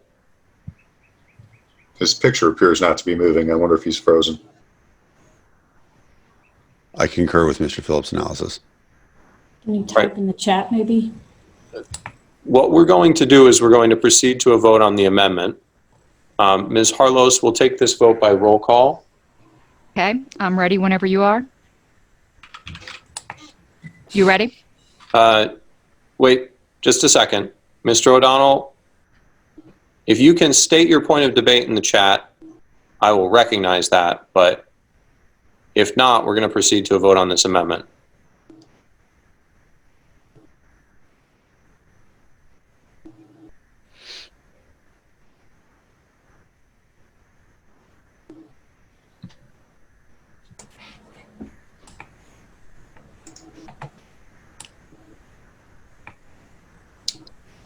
All right.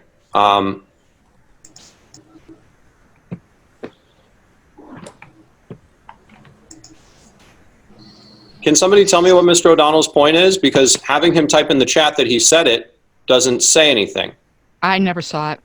Me neither. It's in the Q&A area. What the hell's the Q&A area? It's a feature of a webinar. There's a Q&A area down on the bottom bar. The only My thing I'm participants. seeing here from just...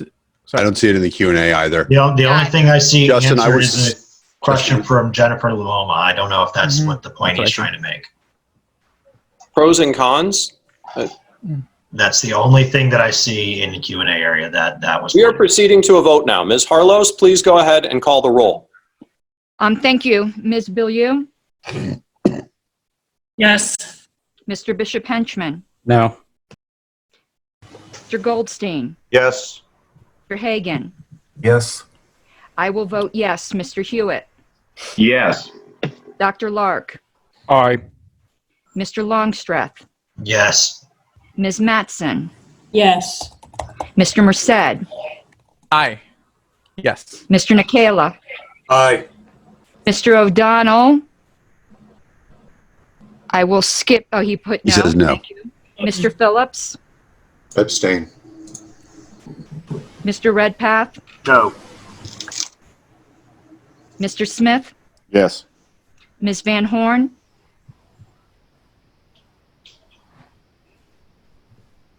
You muted, Elizabeth. Yeah, I vote yes. Okay, I have 1, 2, 3, 4, 5, 6, 7, 8, 9, 10, 11, 12 yeses, 3 noes, 1 abstention. I will not vote. The amendment is adopted.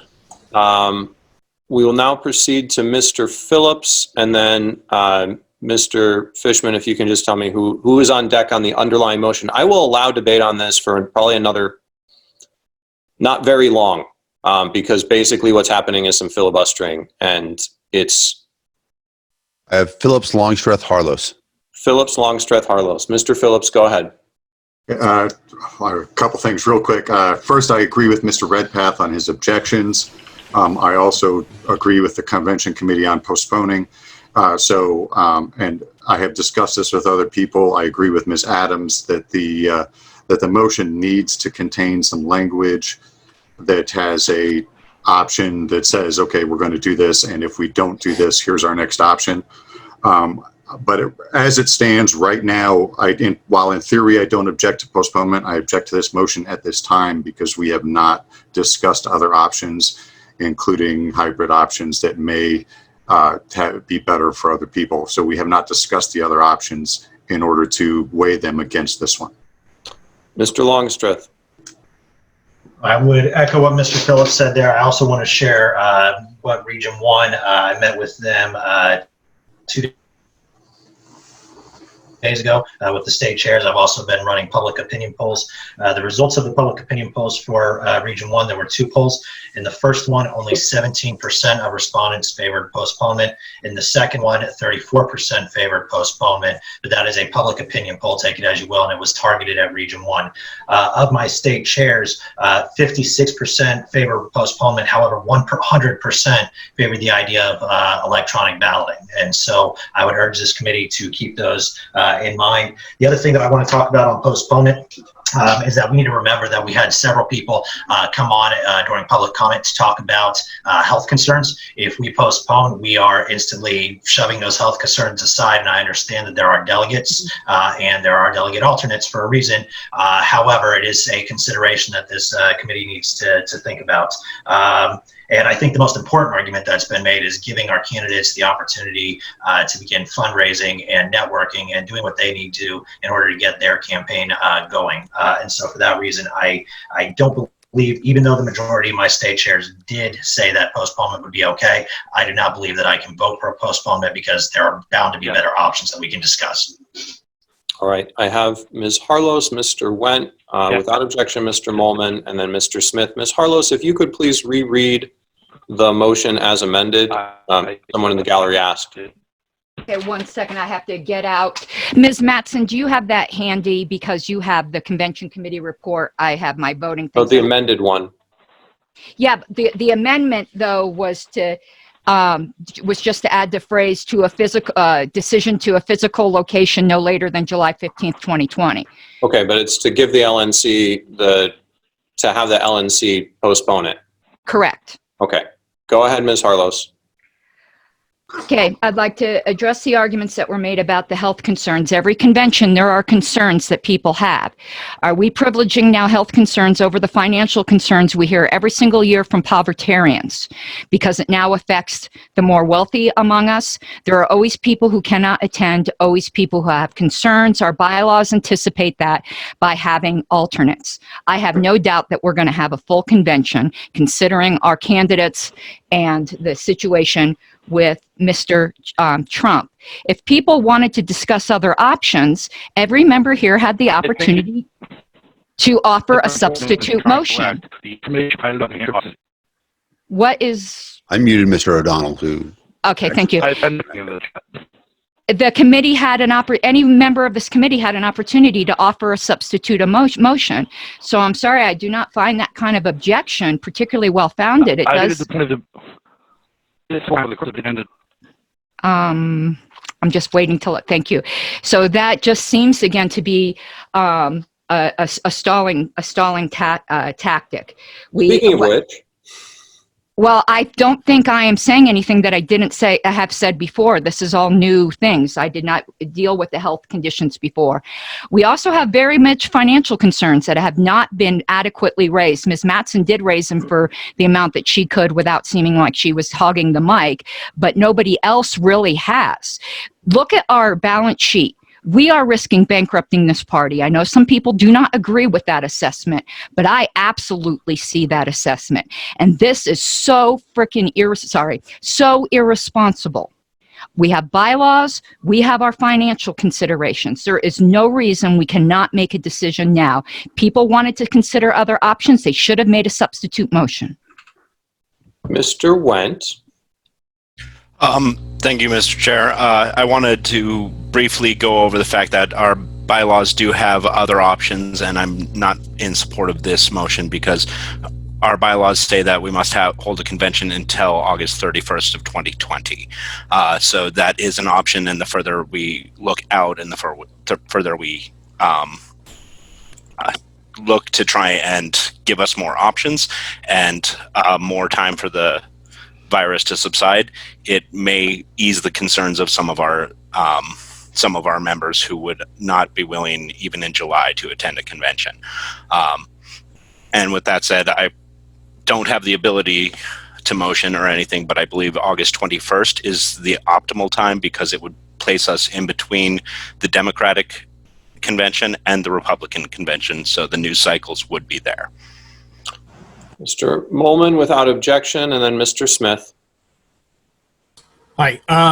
So mentioned was the August 2020 deadline. You know, we specifically chose the July date for a number of reasons, not the least of which is that if we are unable to execute in July, then we are not going to be able to execute. And the conversations around alternatives, at that point, we would be much more free to explore those, as it would literally become impossible to hold another convention, to plan it, to execute it with less than 2 months' time, far less than 2 months' time. And so that is something to consider. Mr. Fishman has in the past said that it would take approximately 6 weeks to set up online balloting and get that sort of procedure set up.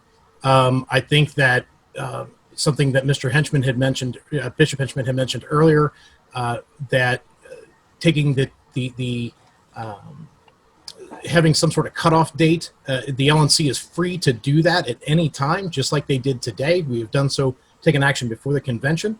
And so I think it would be important that the LNC have some guideline. I don't know that it needs to be in a motion, but it would be a good idea to reassess. Considerations for health, I do think, are important. I don't know if this body can address them.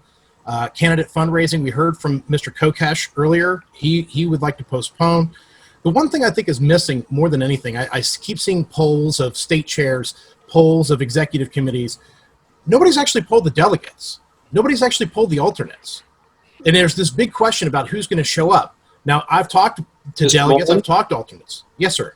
Please wrap up. Okay. So my point is that without that information, I'm not sure that going any other direction is knowledgeable. I would say that it may be beneficial for executive session to actually consider the options. All right. I'm done. I'm going to recognize Mr. Smith and then Mr. Redpath and then Mr. Hewitt. All right, stop. Y'all need to stop. You've burned up all but 20 minutes of this meeting on one motion, and you're filibustering, and it needs to stop. Mr. Smith, Mr. Redpath, Mr. Hewitt. Who's he talking to? Mr. Smith, go ahead. Yeah, I just wanted to speak in favor of this motion. I think that the length of time gives us enough opportunity to really look into an online convention, should that have to be the nuclear option for us. I think there's too many questions currently in the bylaws committee proposal that was put forward. I think, security issues, motions from the floor, discussion being shut down, all that stuff is really bad for our delegates. So this gives us time to actually get some of those systems into play and lock them down, and also still gives us the opportunity to have an in-person convention. So I just want to speak in favor of the motion. I think it's a good idea, and I hope my colleagues will vote yes for it. All right. I believe I had Mr. Hewitt and Redpath, or was it Redpath and Hewitt? I think it was Redpath and Hewitt. But Mr. Go ahead, Chairman, Mr. Redpath. My Wi-Fi crapped out for about 5 minutes, and I think I might have missed the original motion here. So I'm a little confused. Could we please state the motion as amended again, please? If someone has it in front of them, please do.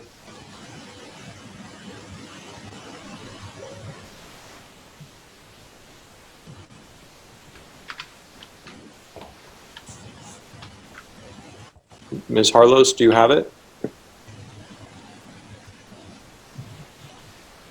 I was muted. I was reading it. Oh, go ahead. Okay. We move to postpone the 2020 convention to an alternate physical location and a date to commence no later than July 15th, 2020. The location and date to be chosen by the LNC. Okay. Okay. Thank you. Mr. Hewitt?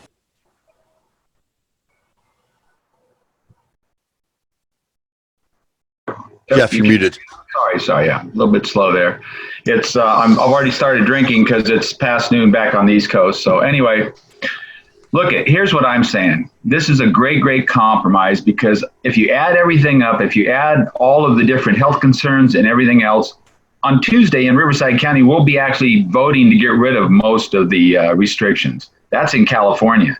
And there's a lot of things that will be changing. I think that gives us time. There's a real good chance that one of these venues will be perfect. We'll have social distancing, masks, and everything else for all those with concerns for their health. But I think to have in person, it gives an opportunity for people like the Kokeshes and the Vers and the Hornbergers and everyone else to do it in person and show what they really have. Plus, the media draw is going to be amazing. I firmly believe that we could have the largest in-person convention ever. There's the other parties. They're doing, they're pushing fear, everything else. They're push their conventions back. This is a time for us to step up boldly. We are the party that says, you can't tell us not to smoke in a private, and we've allowed the government to come in and shut down everything. This is the worst. This is the worst abridgment of our liberties ever. I used to think I wasn't libertarian enough. Hell, this has made me the most libertarian person in the world. And I think we have to go back to what we stand for as a party.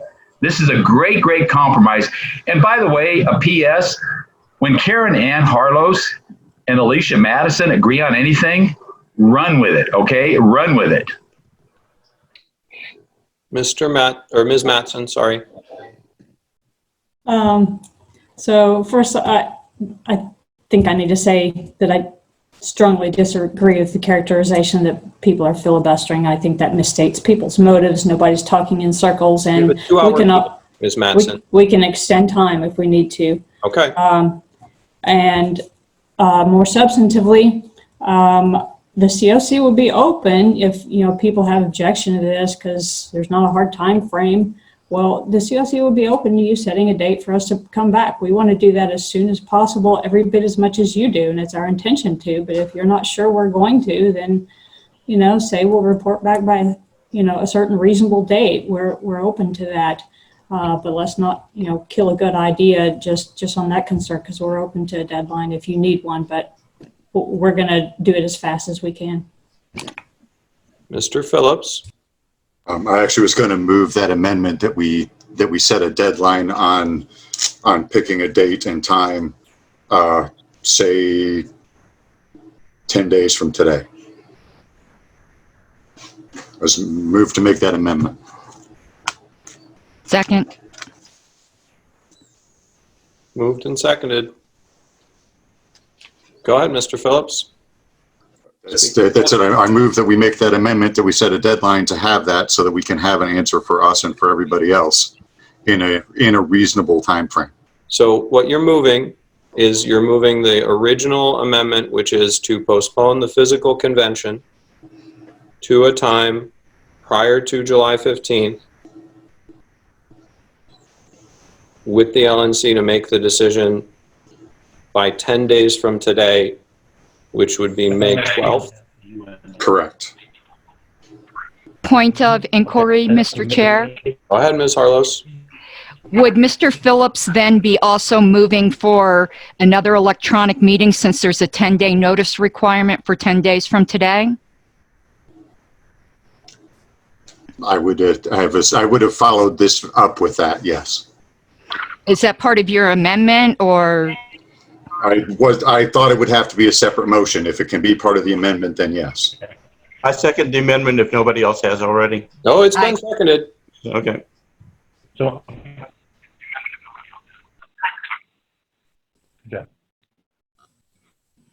Is there anyone who would like to speak to the amendment? Mr. Ford. Yeah, Mr. Can't hear you.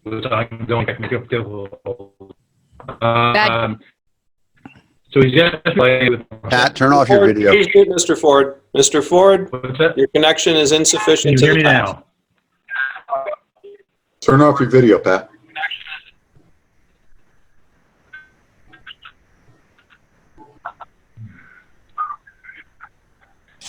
All right, now try. All right, how is that now? Much better.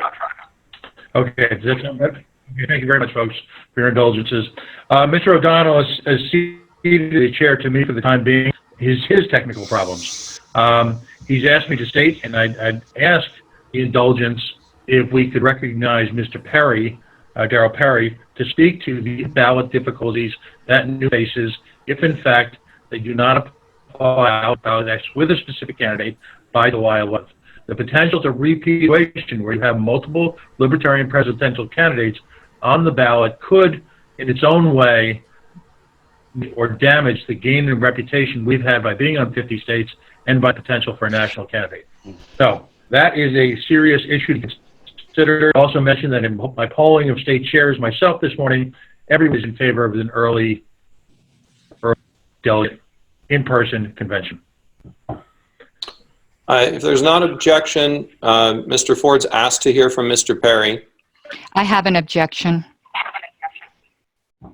Okay. Well,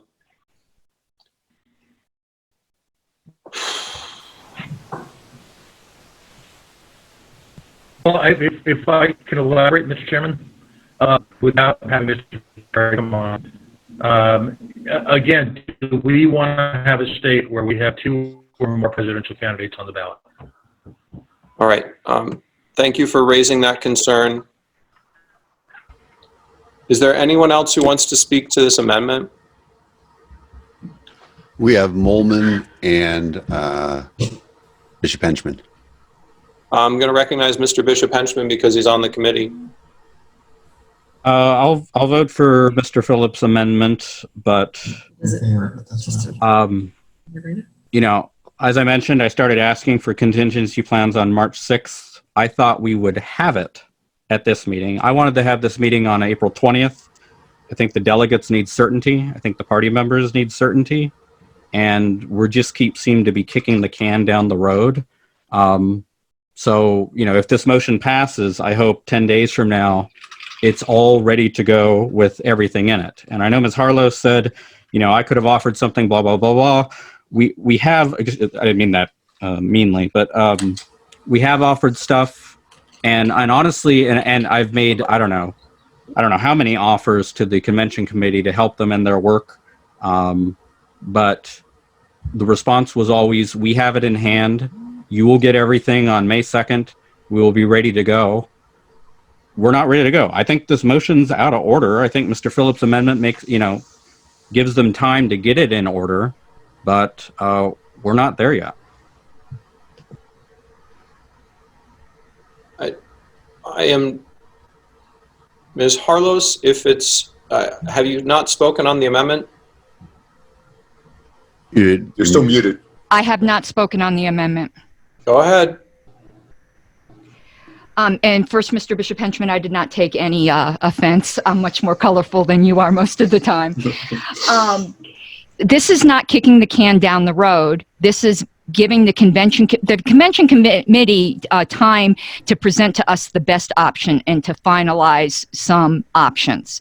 This is just responsible planning, and 10 days is the minimum to a electronic meeting. So this is actually quite rapid. I would also object to saying something is out of order when the chair has ruled that it's not out of order. I think that's a mischaracterization.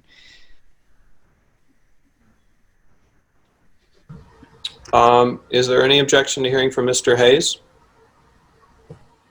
Mr. Molman, you've already spoken unless this is something completely different. It's germane to this amendment. I mean, and Mr. Hayes is probably going to address it. Just go ahead, Mr. Hayes. So, I really I take offense from acting like we haven't done everything possible. Look, if you guys want something, I could probably get you a contract signed by Wednesday if you just want to go with what I can pop in your lap. If you want to trust me, I could probably get you a contract Wednesday at a suitable venue, at an easy to get to location that's socially distanced and safe, if you really want to do that.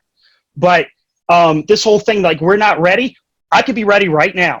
So if you really want to do that, look, I'd say we go to an executive session. We could. But there's other things there. So leaving 10 days, that's a little more due diligence. Also, this whole thing, frankly, should be chunked out. Should we postpone? Are we going to actually make this decision on Memorial Weekend? Is that ready to go electronically? So this whole thing about, you know, if it would have been presented with all the dates, all the times, the motion, there would have been a motion to divide. So I think if you give us some time, we'll give you some options. If you don't want any time, look, I got some things I could pull out real quick, but you might not be happy. So just saying, I mean, 10 days, probably don't even need that. Another option also is adjourn this meeting to another time, adjourn this meeting to Saturday. And next Saturday, and then we could finish this up, because this is all within the same scope of what we're talking about. We could probably have you some definite options there, and then you guys could make a decision. Are we prepared to move to a vote on the amendment?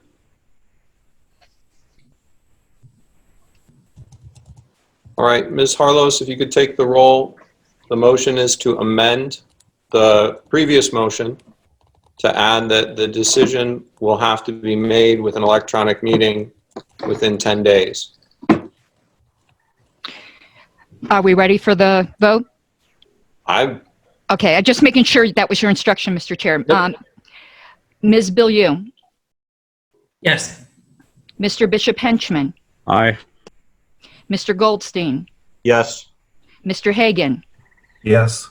I will vote yes. Mr. Hewitt? Yes. Dr. Lark? Aye. Mr. Longstreth? Yes. Ms. Matson? I vote yes. Mr. Merced? Aye. Mr. Nikela? Aye. Mr. Ford? Muted, Pat. I'll come back to Mr. Ford. Mr. Phillips?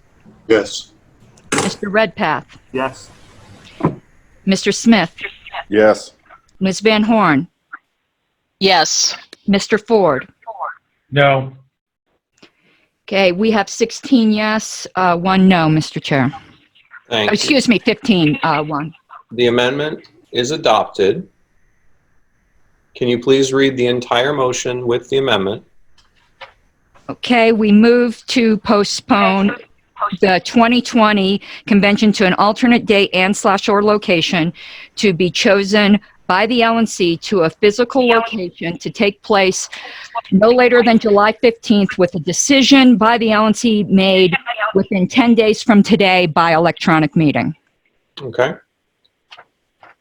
Is there anyone who Point of has information, Mr. further Chairman? discussion Point on of this amended motion? Mr. Chairman, I have a point of inquiry. I Point of thought inquiry, Mr. the Redpath? secretary said there has to be 10 days notice for any meeting, I believe. This says within 10 days, but I thought there was a requirement for 10 days notice. So I don't want the meeting to happen before then and then be ruled out of order. If I may, This to a time certain. correct. That's why it was worded that way. I'm sorry, what did you say, Mr. Chairman? So because we're in an electronic meeting that was properly noticed, we can adjourn this meeting that we're in to some later time down the road.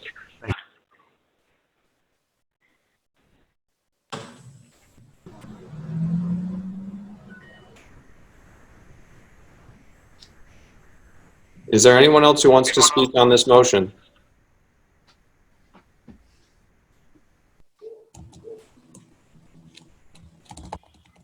With the indulgence of the body, I'm going to speak on the motion. I would urge the members of this committee to vote against this motion.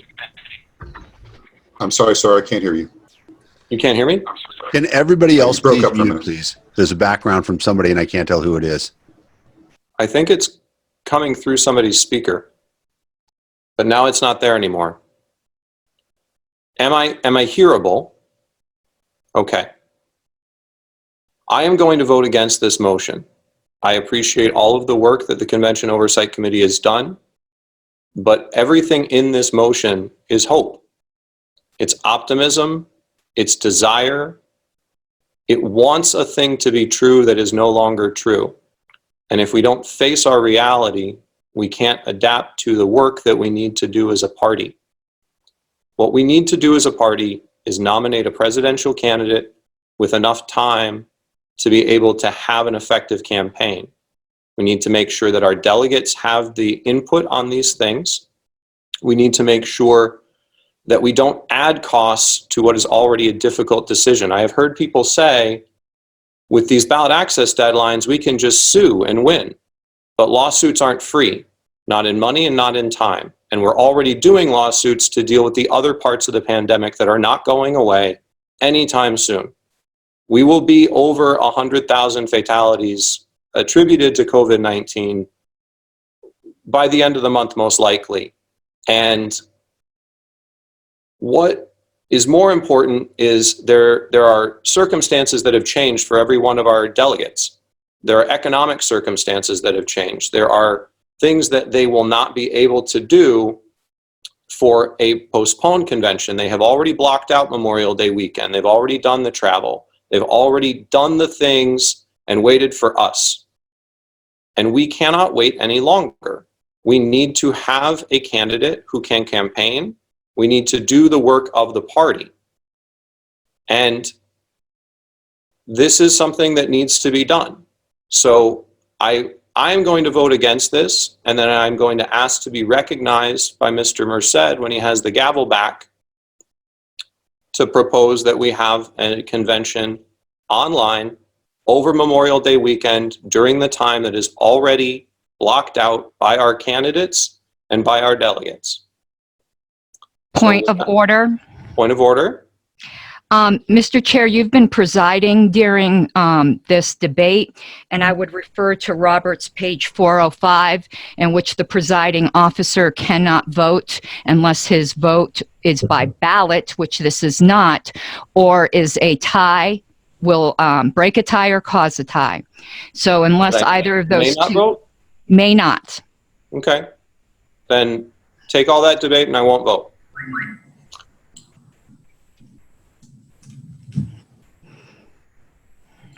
I thought I had the option whether or not to vote. I've done it in every other LNC meeting. I brought this up on the LNC list about a month ago with the pages, but it is on page 405. I can read it if you'd like. It's not necessary. Point of order, so we're out of time. I think those are just shoulds, not cannots. I move to extend 15 minutes, Mr. Chairman. I would suggest that you move to extend for at least 30 minutes because debate takes a long time in an electronic meeting. Well, okay, if you insist, Mr. Chairman, but 30 minutes. Second. All right. If there's no objection, we'll be extended for 30 minutes so we can continue with the business. Hearing no objection, Ms. Harlos, if you can proceed to a roll call on the motion, and please read it just one more time so that everyone knows what it is. Okay, 1 second. The motion is move to postpone the 2020 convention to an alternate date and/or location to be chosen by the LNC to a new physical location to take place no later than July 15th, 2020, with a decision made by the LNC within 10 days from today by electronic meeting. Go ahead and take the roll. Thank you. Ms. Bilyeu? Yes. Mr. Bishop Henchman? Nay. Mr. Goldstein? Yes. Mr. Hagan? Yes. I will vote yes. Mr. Hewitt? Mr. Hewitt? You're muted, Jeff. Yes. Dr. Lark? You're also muted, Dr. Lark. Aye. Mr. Longstreth? No. Ms. Matson? Yes. Mr. Merced? Pass. Mr. Nikela? Nay. Mr. Ford? No. I can't hear you, Mr. Ford. I'm sorry, no. Mr. Phillips? Pass. Mr. Redpath, No. Mr. Smith, Yes. Ms. Van Horn, Yes. Mr. Merced, I'll vote no. Mr. Phillips.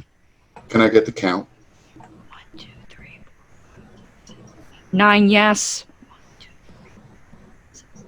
6 no's.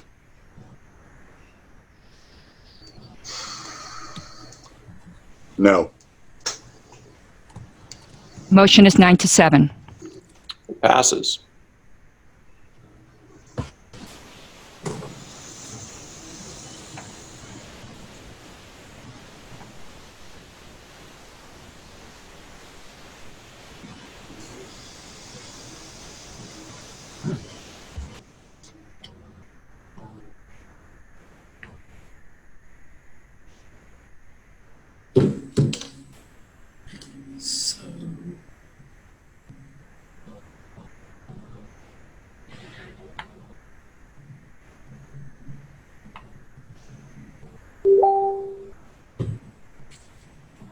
Mr. Chairman, should we set a time for the electronic meeting that we have required for 10 days from now?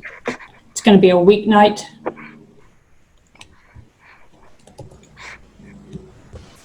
Well, it's. Is it I 10 believe days or less? So that'd be Tuesday the 12th. Or earlier, we could have an adjourned meeting. I'm okay with Tuesday the 12th. If we could do the adjourned meeting, could we hear from Mr. Hayes what a legitimate time frame is for him to have a solid answer? I mean, we have some solid proposals now, and I mean, if the LNC wants to go into executive session or something like that to discuss it, we could start talking about that. Mr. Merced can have the gavel. Okay. Okay, Mr. Hayes, continue. That's, you know, I mean, and if there- other COC members think that we can't get there by like next weekend, I mean, I think we should be able to have some things there. Like if the LNC is saying they're going to make a decision, I think we could actually get that done by next weekend. I would like to make a motion. Oh, okay. I got Harlos, then Molman, then Adams. I would like to move to adjourn this meeting till next Saturday at the same time, which would be 12 Eastern. Got it. Is there a second to that motion? Okay, Hewitt. Second is the motion. Is there any objection to adjourning to same time next Saturday? Hearing no objection, then it passes. So we'll adjourn the meeting to this time next Saturday. Yes, Mr. Molman? Mr. Molman. I know the meeting's adjourned, but if the LNC members could take a look at the two proposals that they have, if they have any feedback, please send that back to the COC. We meet every Monday and also randomly throughout the week as needed. So And remember those proposals should be marked confidential if they're not. Yes, please. Yep. I would, with the indulgence of the COC, I would like to ask that those plans have a little more detail for us as far as what the alternatives will be for people that have health issues that may have trouble attending. There's been much discussion about that. Yes. Yes, I know there's been a lot of discussion. I'm not aware of the details. So. Okay. Yeah. Well, we'll get there. Yeah. Thank you. With the LNC's permission, I'm going to end the live stream now since the meeting is no longer in session, but I will defer to what you would like me to do. We're no longer in session, so I would agree. Agreed. And we are not going to executive session. No, we're adjourned. We're adjourned. We can't go to executive session. I figured that's what it meant.